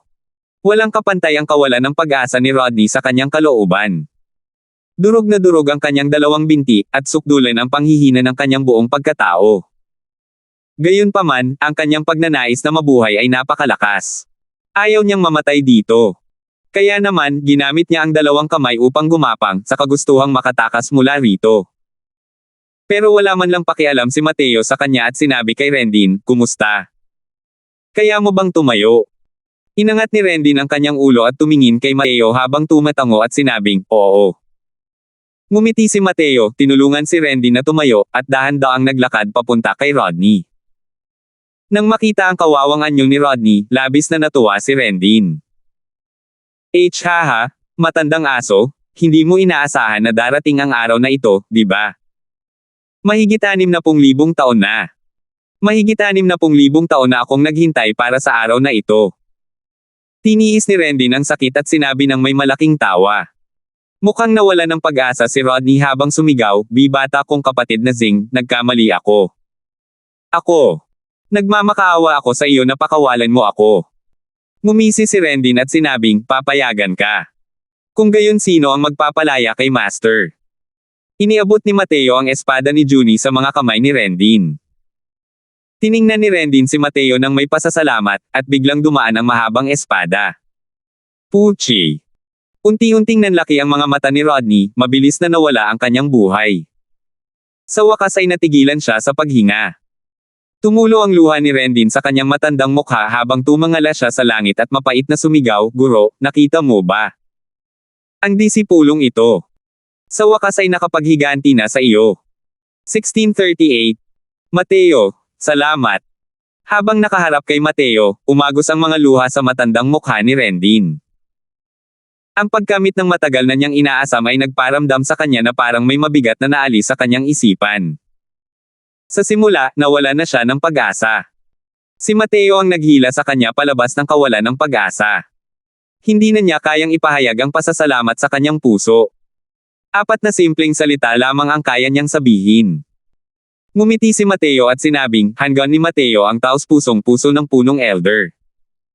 Hindi dapat banggitin ang maliit na bagay na ito. Hindi angkop na magtagal ang lugar na ito.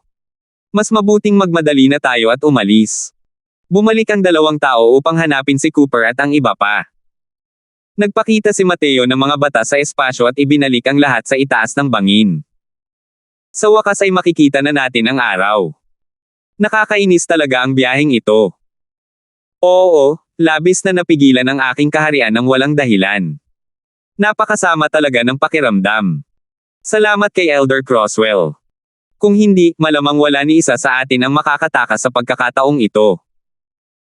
Bumantong hininga ang mga tao ng Heavenly Eagle Imperial City dahil sa pabago-bagong emosyon. Buhay at kamatayan, 2 magkaibang mundo. Silang lahat, ang mga matatanda at tagapagtanggol na ito, ay hindi pa nakaranas ng ganito kadelikadong lugar noon. Hindi naman sa makapangyarihan ang mababangges na halimaw na iyon, kundi dahil sa nasusupol ang kanilang mga kaharian. Ang ganitong uri ng kawalan ng kapangyarihan ay nagparamdam sa kanila ng matinding kalungkutan, ng kawalan ng pag-asa. Mabuti na lang at naroon si Mateo. Ganoon sila nakatakas ng buhay. Bagamat may mga nasawi rin sa Heavenly Eagle Imperial City sa pagkakataong ito, kumpara sa ibang mga Imperial City at mga itinerant cultivator, ang kanilang mga natalo ang pinakamaliit. Kaya naman, taos-puso silang nagpapasalamat kay Mateo. Paalis na sana ang grupo nang biglang may 2 figure na mabilis na lumipad. Sila nga pala sina Vic at Elaine na umalis at bumalik. Naghawak kamay silang 2 at malubhang nasugatan si Cairo, ngunit nakatakas pa rin ang lalaking iyon. Pagbalik sa itaas, hindi na sila napigilan ng Origin Magnetic Field, at nakabalik na sa Celestial Deity Realm. Nagtanong-tanong ang 2 tao at muling bumalik. Tiningnan ni Mateo ang 2 taong ito nang may ngiti na hindi naman talaga isang ngiti at malamig na sinabi, ano? Gusto niyong 2 na magnanakaw sa highway. Sinabi ni Vic sa seryosong boses, ibigay mo na ang Origin Magnetic Divine Mountain. Kung hindi, makakalimutan mo na ang paglabas sa River Eternal Imperial City. Kahit wala tayong magawa, sa tingin mo ba makakatakas sila? Kinuha ni Mateo ang Origin Magnetic Divine Mountain, hinawakan ito sa kanyang kamay, at sinabi ng may bahagyang ngiti, kung gusto mo, ibibigay ko ito sa iyo. Pagkatapos magsalita, marahang ipinadala ito ni Mateo gamit ang isang kamay. Ang Origin Magnetic Divine Mountain ay lumipad patungo sa 2 ng may napakabilis na bilis. Hindi man lang naramdaman ng 2 tao ang pag-alon-alon ng kapangyarihan ng mga batas at inakala pa nilang sumuko na talaga si Mateo. Nakabalik ang 2 sa Celestial Deity Realm. Kung hindi ginamit ni Mateo ang kapangyarihan ng mga batas, ang Origin Magnetic Divine Mountain na ito ay hindi magiging malaking banta sa kanila. Nang makita ito ng dalawa, hindi nila napigil ang matuwa ng husto, at nagpatira pa sa isa't isa para abutin ang Origin Magnetic Divine Mountain. Gayunpaman, nang mahawakan nila ang Origin Magnetic Divine Mountain, nakaramdam lamang sila ng isang napakalaking puwersa na kayang magpabagsak ng mga bundok at magpabaligtad mga dagat. Damugong. Power. Nagulat ang dalawang tao at biglang tinamaan, at nagliparan palabas ang mga figure. At ang Origin Magnetic Divine Mountain ay dumanas ng countershock, at muling bumalik sa mga kamay ni Mateo. Napakagalang nyo talaga. Dahil ayaw nyo naman, tatanggapin ko na lang ng may pag-aalinlangan, nakangiting sabi ni Mateo. Ang mga nakapalibot na tao ay natulala sa gulat, at labis na namangha sa eksenang ito. Sina Vic at Ile ay mga makapangyarihang Diyos ng kalangitan. Kahit na sila ay malubhang nasugatan, ang mga Celestial Deity Powerhouse ay mga Celestial Deity Powerhouse, mga nilalang na hindi matatalo. Ngayon, pinalipad sila ni Mateo gamit ang isang bundok. Ang kapangyarihan ng napakalaking bundok na ito ay sadyang nakakatakot. Patungo sa Origin Magnetic Divine Mountain, ang mga mata ng lahat ay naging walang kapantay na nag-init. Maliban na lang, pinalo ni Mateo ang dalawang Celestial Deity Powerhouses na lumilipad gamit ang isang bundok. Kaya paano pa rin sila mangangahas na magkaroon ng mga disenyo sa Origin Magnetic Divine Mountain? Naguguluhan ang kalooban ni Vic at Ile sa mga sandaling iyon, parang may pumipigil sa kanilang paghinga, hindi sila makahinga. Hindi sila makapagsalita. Hindi nila inaasahan na ang lakas ng paghagis na ito ay magiging ganito kalakas. Pabaya. Paano nagawang iluwa ng lalaking ito ang kinain niya ng ganoon kadali? Pero hindi rin nila inaasahan na ang Origin Magnetic Divine Mountain na ito ay sadyang napakabigat, para durugan sila, mga Celestial Deity Powerhouse, at magkaroon ng matinding pinsala. Siyempre, ito ay pangunahin na dahil sila ay malubhang nasugatan, ang kanilang lakas ay wala pang 10%. Sa ngayon, sunod-sunod ang mga pinsalang natamo nila at halos hindi na makagalaw. Ikinuyom ni Mateo ang kanyang mga kamao kay Zukunling at sinabing, Head Elder, babalik na kami. Hindi mo na kailangang magpaalam pa. Hindi rin maganda ang ekspresyon ni Zukunling. Tutal, si Vic ang kanilang lolo. Pinipigilan lang siya ni Mateo ngayon, paano pa siya makakagawa ng hakbang. Kaya naman, isinama ni Mateo ang mga tauhan ng Heavenly Eagle, sumakay sa lumilipad na bangka, at umalis ng nasa paningin ng lahat. Ang balitang nakuha ni Mateo ang mahalagang kayamanan at ang kanyang pagbabalik ay labis na ikinagulat ng mga matataas na opisyal ng Heavenly Eagle Imperial City. Bukod dito, isa pang balita na pumukaw sa moral ng mga tao ang dumating, si Second Elder Atticus ay nakalusot sa half-step Celestial Deity Realm. Malinaw na ito ay salamat kay Mateo.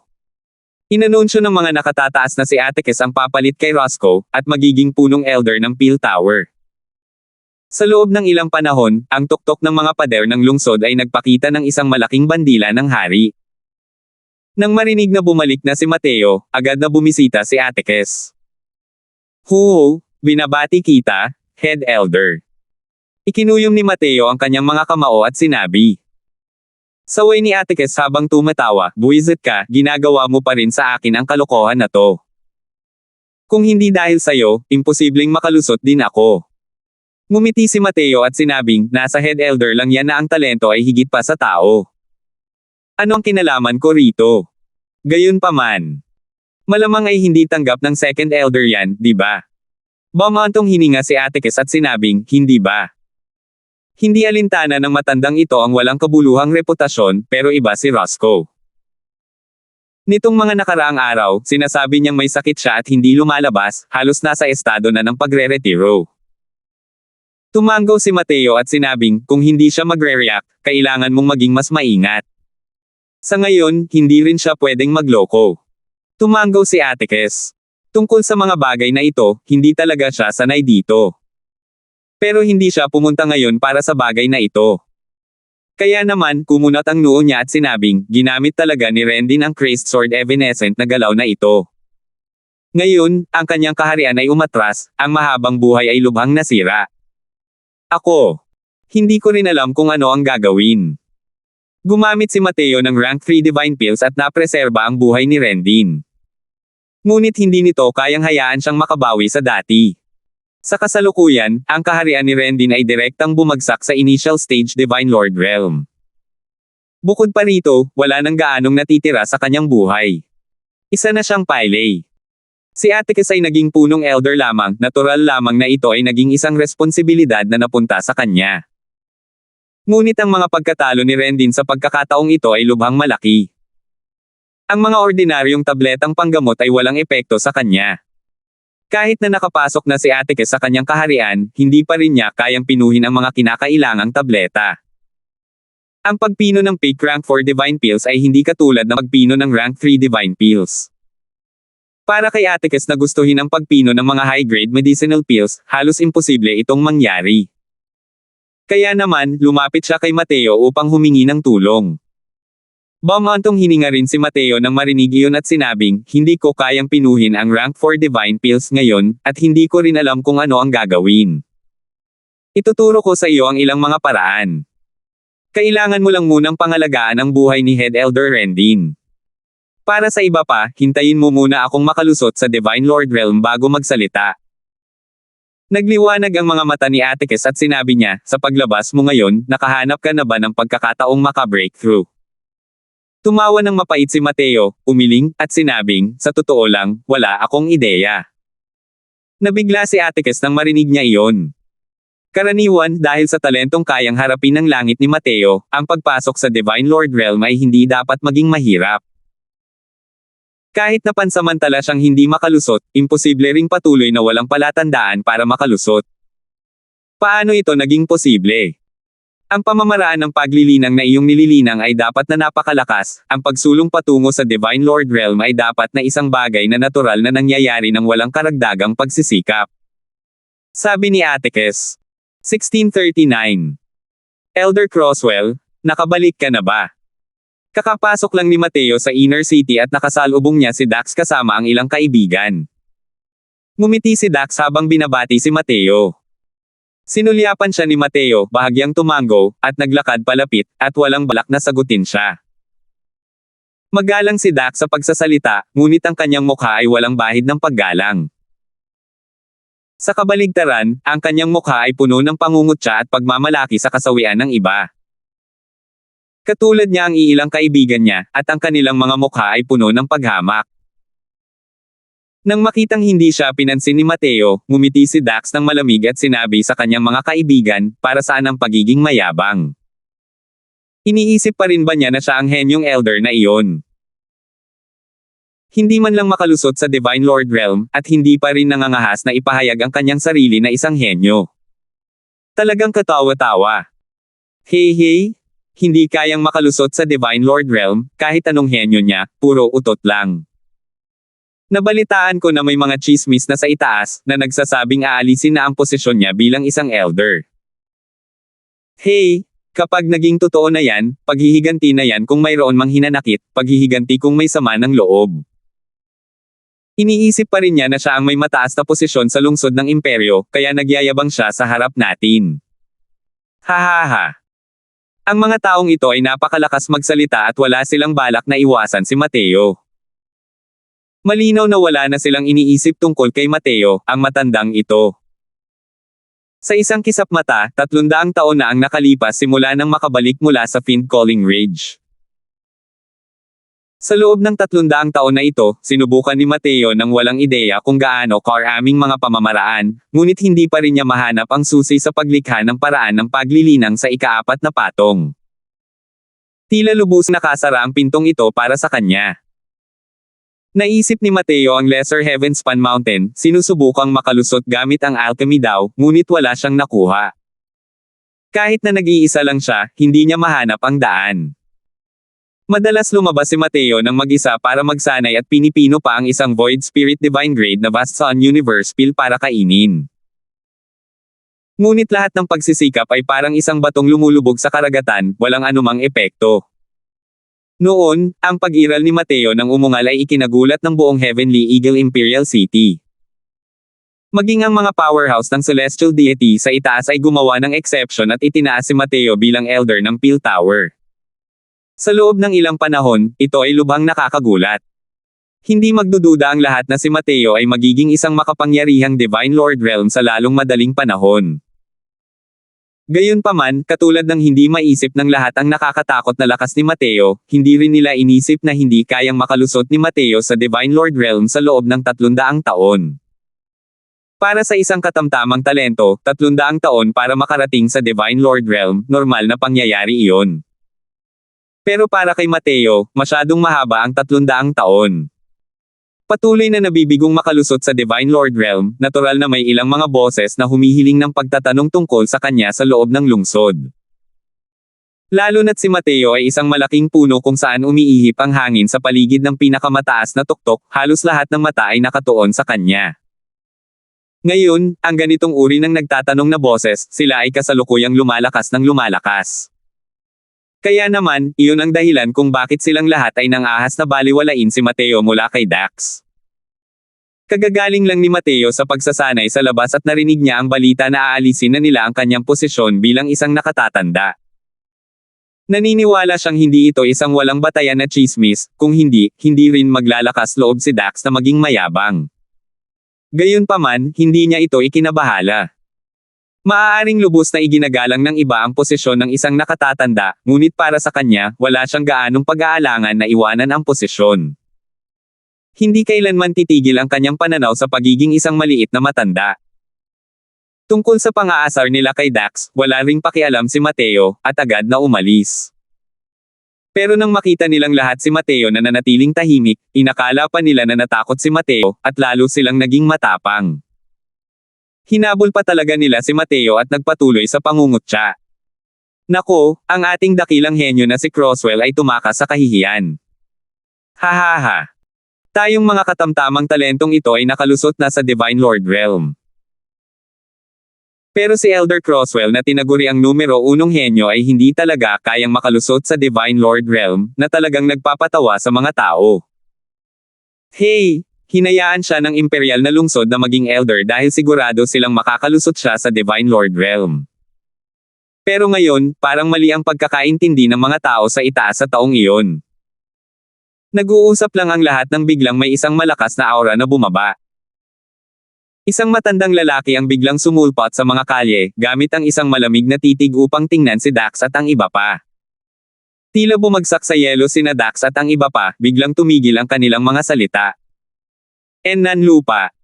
Nauutol na sabi ni Dax at ng iba pa. Tere na. Sabi ni Coldfeather sa malamig na boses. Oo, ninuno. Hindi inaasahan ni Dax at ng iba pa nalilito si Coldfeather dito at natakot sila hanggang sa mabasa ang kanilang mga pantalon sa takot, at parang lumilipad na tumatakas.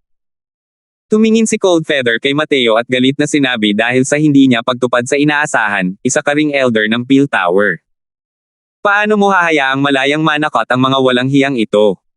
Sa loob ng 300 taon na ito, tila naliwanagan ang Celestial Deity Realm, nakapasok sa kalahating hakbang na Celestial Deity Realm. Ito ay tunay na kapal na akumulasyon na sumasabog. Ngayon, natural na tumaas ang katayuan ni Coldfeather sa Heavenly Eagle Imperial City kasabay ng pangkalahatang sitwasyon. Hindi nagustuhan ni Coldfeather ang mga makamundong bagay na ito. Ngunit sa ngayon, halos patay na si Rendin, kaya inako ni Coldfeather ang responsibilidad sa mga gawain ng Marshall Tower. Makatotohanan ang mundong ito. Hindi dapat tingnan kung gaano kataas ang seniority ni Coldfeather. Kung ang kanyang kaharian ay mananatiling hindi umuunlad at hindi umuunlad, ipagmamalaki lamang niya ang kanyang seniority. Walang sino man ang magmamalasakit sa kanya. Pero ngayon, natural na walang sino man ang nang-ahas na maliitin siya. Tumingin si Mateo kay Coldfeather at nakangiting sinabi, hindi ba't sinasabing malapit nang mawala ang posisyon ko bilang elder? Natigilan si Coldfeather, bumantong hininga, at sinabing, patuloy kang hindi makalusot, kaya mahirap isara ang bibig ng lahat. Kung tungkol dito, mariinding tinutulan ito ng matandang lalaki, ngunit ang dalawang iyon ay mayroon ding kani-kanilang mga alalahanin. Hindi mo sila dapat sisihin. Alam ni Mateo na ang dalawang iyon, ayon kay Coldfeather, ay ang dalawang Celestial Deity Powerhouse ng Heavenly Eagle Imperial City. Ang dalawang taong ito, ang isa ay mas mataas pa ang seniority kaysa kay Coldfeather, ang isa naman ay nasa parehong henerasyon ni Coldfeather. Ito ang Heavenly Eagle Imperial City, kaya natural lang na ang kanilang mga salita ang pinakamahalaga. Ngumiti si Mateo nang marinig iyon at sinabing, ano ang sinasabi ni Brother Coldfeather? Mabuti ang pagiging elder. Ayos lang din ang pagiging mortal. Mga walang laman na titulo lang ang mga iyon. Kung ang mga cultivator ng aking henerasyon ay walang lakas, natural lang na walang laman ang lahat ng usapan. Medyo nagulat si Coldfeather sa reaksyon ni Mateo. Hindi niya inaasahan na ganito pala kabukas ang isipan ni Mateo. Kailangang malaman ng isa, ang mga pinagkukunang yaman na tinatamasa ng mga matatanda ay hindi maihahambing sa mga ordinaryong tao. Para sa mga martial artist, ano ang pinakamahalaga? Hindi ba't mga cultivation resources pa rin naman iyon? Bumantong hininga muli si Coldfeather at sinabing, hindi ko talaga maintindihan, ang talentong tulad mo ay talagang numero unong tao sa mga nagawa na higit pa sa sinauna at modernong panahon. Kahit na makapasok ka pa sa True God Realm sa hinaharap, kahit sa Empyrean Realm, hindi ko ito nakikitang kakaiba. Pero patuloy kang nabibigong makapasok sa Divine Lord Realm, talagang naguguluhan ako. Alam ni Coldfeather na ang hinalinhan na nakakaintindi ng mga batas sa espasyo ng ikalawang patong ng langit, ang kanyang lakas ay hindi maisip sa kasalukuyan. Gumamit lamang si Mateo ng 100 taon at naunawaan ang mga batas ng langit na nasa ikalawang patong, ang kanyang talento ay talagang hindi mababa sa talento ng nauna sa kanya. Gayunpaman, bakit hindi siya nakalusot patungo sa Divine Lord Realm? Ang pagbubukas ng isang maliit na mundo ay maaaring imposibleng makamit habang buhay para sa iba, ngunit para kay Mateo, dapat ay madali lang ito. Ayon sa opinyon ni Coldfeather, dapat sana'y nakamit ni Mateo ang tagumpay sa loob ng 50 taon. Ngunit mahigit 300 taon na ang lumipas. Wala pa ring anumang pag-unlad si Mateo. Kaya naman, hindi niya ito maintindihan kahit paano pa niya ito isipin. Ngumiti si Mateo at sinabing, medyo espesyal ang pamamaraan ng paglilinang na aking nililinang, ang pagtagumpayan ay nangangailangan ng pagkakataon. Ang pagkakataong ito ay hindi nagpapatuloy, kaya hindi ko rin kayang magtagumpay mula simula hanggang katapusan. Pangit ang ekspresyon ni Coldfeather habang sinasabi niya, wala talaga akong ideya kung anong klaseng paraan ng paglilinang, para maging ganoon kakakaiba. Kahit ang isang henyo na tulad mo ay hindi kayang makalusot. Kalimutan mo na yan, magkakaroon ng pagpupulong ng mga elder pagkalipas ng 3 araw. Malamang may mga taong gagawa ng gulo tungkol sa mga bagay-bagay mo. Mas mabuting maging maingat ka. Ngumiti si Mateo at sinabing, posisyon lang ng isang nakatatanda. Hindi naman malaking bagay yun. 1640. Pag-atres palabas ng Selfless Realm, ang mga mata ni Mateo ay nagpakita ng isang komplikadong tingin. Senior, mukhang. Ito na lang ang huling landas na maaaring tahakin. Bumantong hininga si Mateo at sinabi kay Dustless. Sa kasalukuyan, maaari nang makapasok si Mateo sa Selfless Realm anumang oras. Gayunpaman, sa ilalim ng Selfless Realm, maraming beses nang nakaisip si Mateo ng iba't ibang pamamaraan at hindi pa rin niya nagawang lumikha ng ika-4 na patong na pamamaraan ng cultivation. Sa loob ng 300 taon na ito, ang mga pamamaraang natutunan ni Mateo ay hindi bababa sa ilang 10,000. Ngunit wala ni isa ang gumana. Tumanggaw si Dustless at sinabing, ganito lang talaga. Sa loob ng ilang taon, hindi mo na mabilang na beses sinubukan, gusto mong buksan ang isang panloob na mundo, pero hindi talaga ito gumana. Hindi kailangan talagang buksan ng 4th layer cultivation method na ito ang isang panloob na mundo. Natural lang na isinama ni Dustless ang kanyang atensyon sa paglalakbay ng puso ni Mateo nitong mga nakaraang taon. Ngunit ang huling resulta, si Dustless ay labis ding naguluhan. Sa loob ng ilang taon, palaging sinusubukan ni Mateo na makahanap ng mga paraan upang buksan ang isang panloob na mundo, ngunit hindi ito gumana kahit anong mangyari. Tila nasiliwan ang kanyang banal na dagat, hindi kayang magbukas ng puwang kahit anong mangyari. Tungkol sa paulit-ulit na pagkabigo, matagal nang nakamit ni Mateo ang pagiging walang agos na parang isang natuyong balon. Aniya, may kutob ako na baka mali talaga ang direksyon ko nitong mga nakaraang taon. Ang dahilan lang ay ang hindi pagbubukas ng panloob na mundo, kung paano dapat tahakin ang landas na ito ay nakakalito sa akin. Sabi ni Dustless, hindi kayang isipin ng matandang ito. Kung hindi magbubukas ng panloob na mundo, paano makakarating sa Divine Lord Realm ang isang tao? Ang kapangyarihan ng Divine Lord Realm ay nasa kapangyarihan ng mundo. Kung walang panloob na mundo, nasaan ang kapangyarihan ng mundo? Kahit na makarating ka sa Divine Lord Realm, paano ka makakalaban sa mga powerhouse sa iisang realm? Tumango si Mateo at sinabing, ito rin ang problemang matagal ko nang bumabagabag sa akin. Malamang, ang susi para malutas ang mga kasinungalingan dito. Bumantong hininga si Dustless at sinabing, sa ngayon, ang Heavenspan Mountain lang ang pwede mong puntahan. Gayunpaman, ang Heavenspan Mountain ay hindi isang kakaibang paraiso. Medyo kulang pa rin ang lakas mo para pumunta roon. Ngumiti si Mateo at sinabing, walang mahirap sa mundo para sa isang taong determinado. Gaano man kahirap ang balakid na ito, kailangan ko rin itong malampasan. Pagpasok pa lang ni Mateo sa bulwagan, agad na naging kakaiba ang atmosfera sa loob. Sa simula, si Mateo ang sumisikat na bituin ng Heavenly Eagle Imperial City, napakaningning, at walang nang ahas na hamakin siya. Pero ngayon, ang simbolo ng isang henyo ay naglaho na. Ang pananaw ng mga tao kay Mateo ay tahimik ding nagbabago. Sa mundong ito kung saan ang malalakas ang naghahari, ang mahihina lamang ang maaari nilang alisin. Hindi sapat ang isang nawalang henyo para makuha ang kanilang mataas na paggalang, kahit pag gumawa siya ng mga gawa ng kagitingan para sa Heavenly Eagle Imperial City. Sa loob ng ilang taon, gumamit si Mateo ng mga medicinal pills para maghanda, kahit hindi niya alam kung gaano karaming powerhouses ang para sa Heavenly Eagle Imperial City.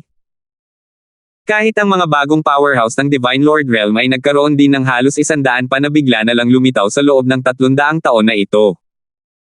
At ang bilang na ito ay halos ilang beses na mas mataas kaysa sa normal na mga pangyayari. Sa loob ng ilang taon, nag-iwan si Mateo ng daan-daang bagong formula ng tableta para sa Peel Tower. Masasabing makikinabang ito sa lahat ng henerasyon. Sina Serena, Adrian, at ang iba pa, ang kanilang lakas sa alchemy daw ay lumakas ng husto sa ilalim ng pag-aayos ni Mateo. Muling binago ni Mateo ang mga batas pangkalawakan para sa Marshall Tower, na nagbigay daan upang maunawaan ang mga batas pangkalawakan, na katulad ng pagpapala para sa mga darating na panahon.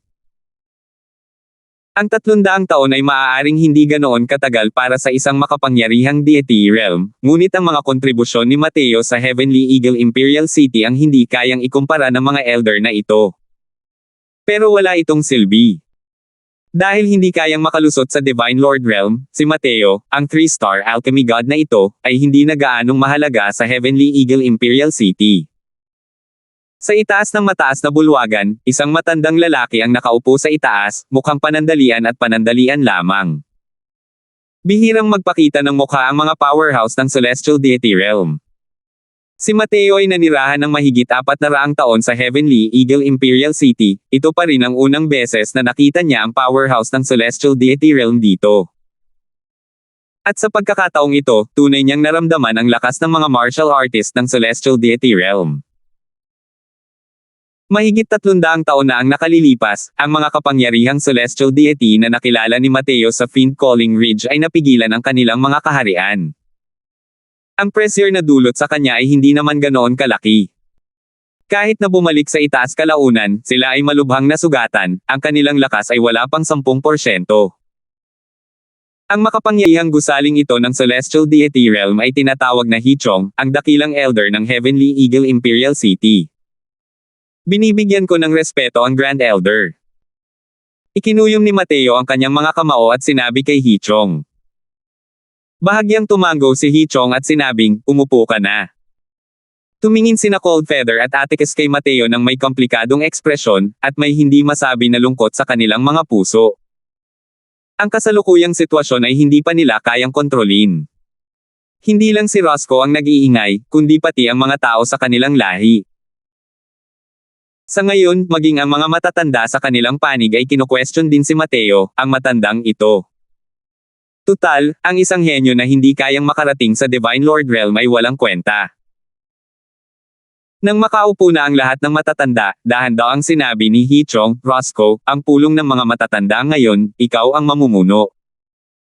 Tuwang-tuwa si Roscoe nang marinig ito at sinabing, opo, dakilang elder. Habang nag-uusap, medyo nasasabik si Roscoe.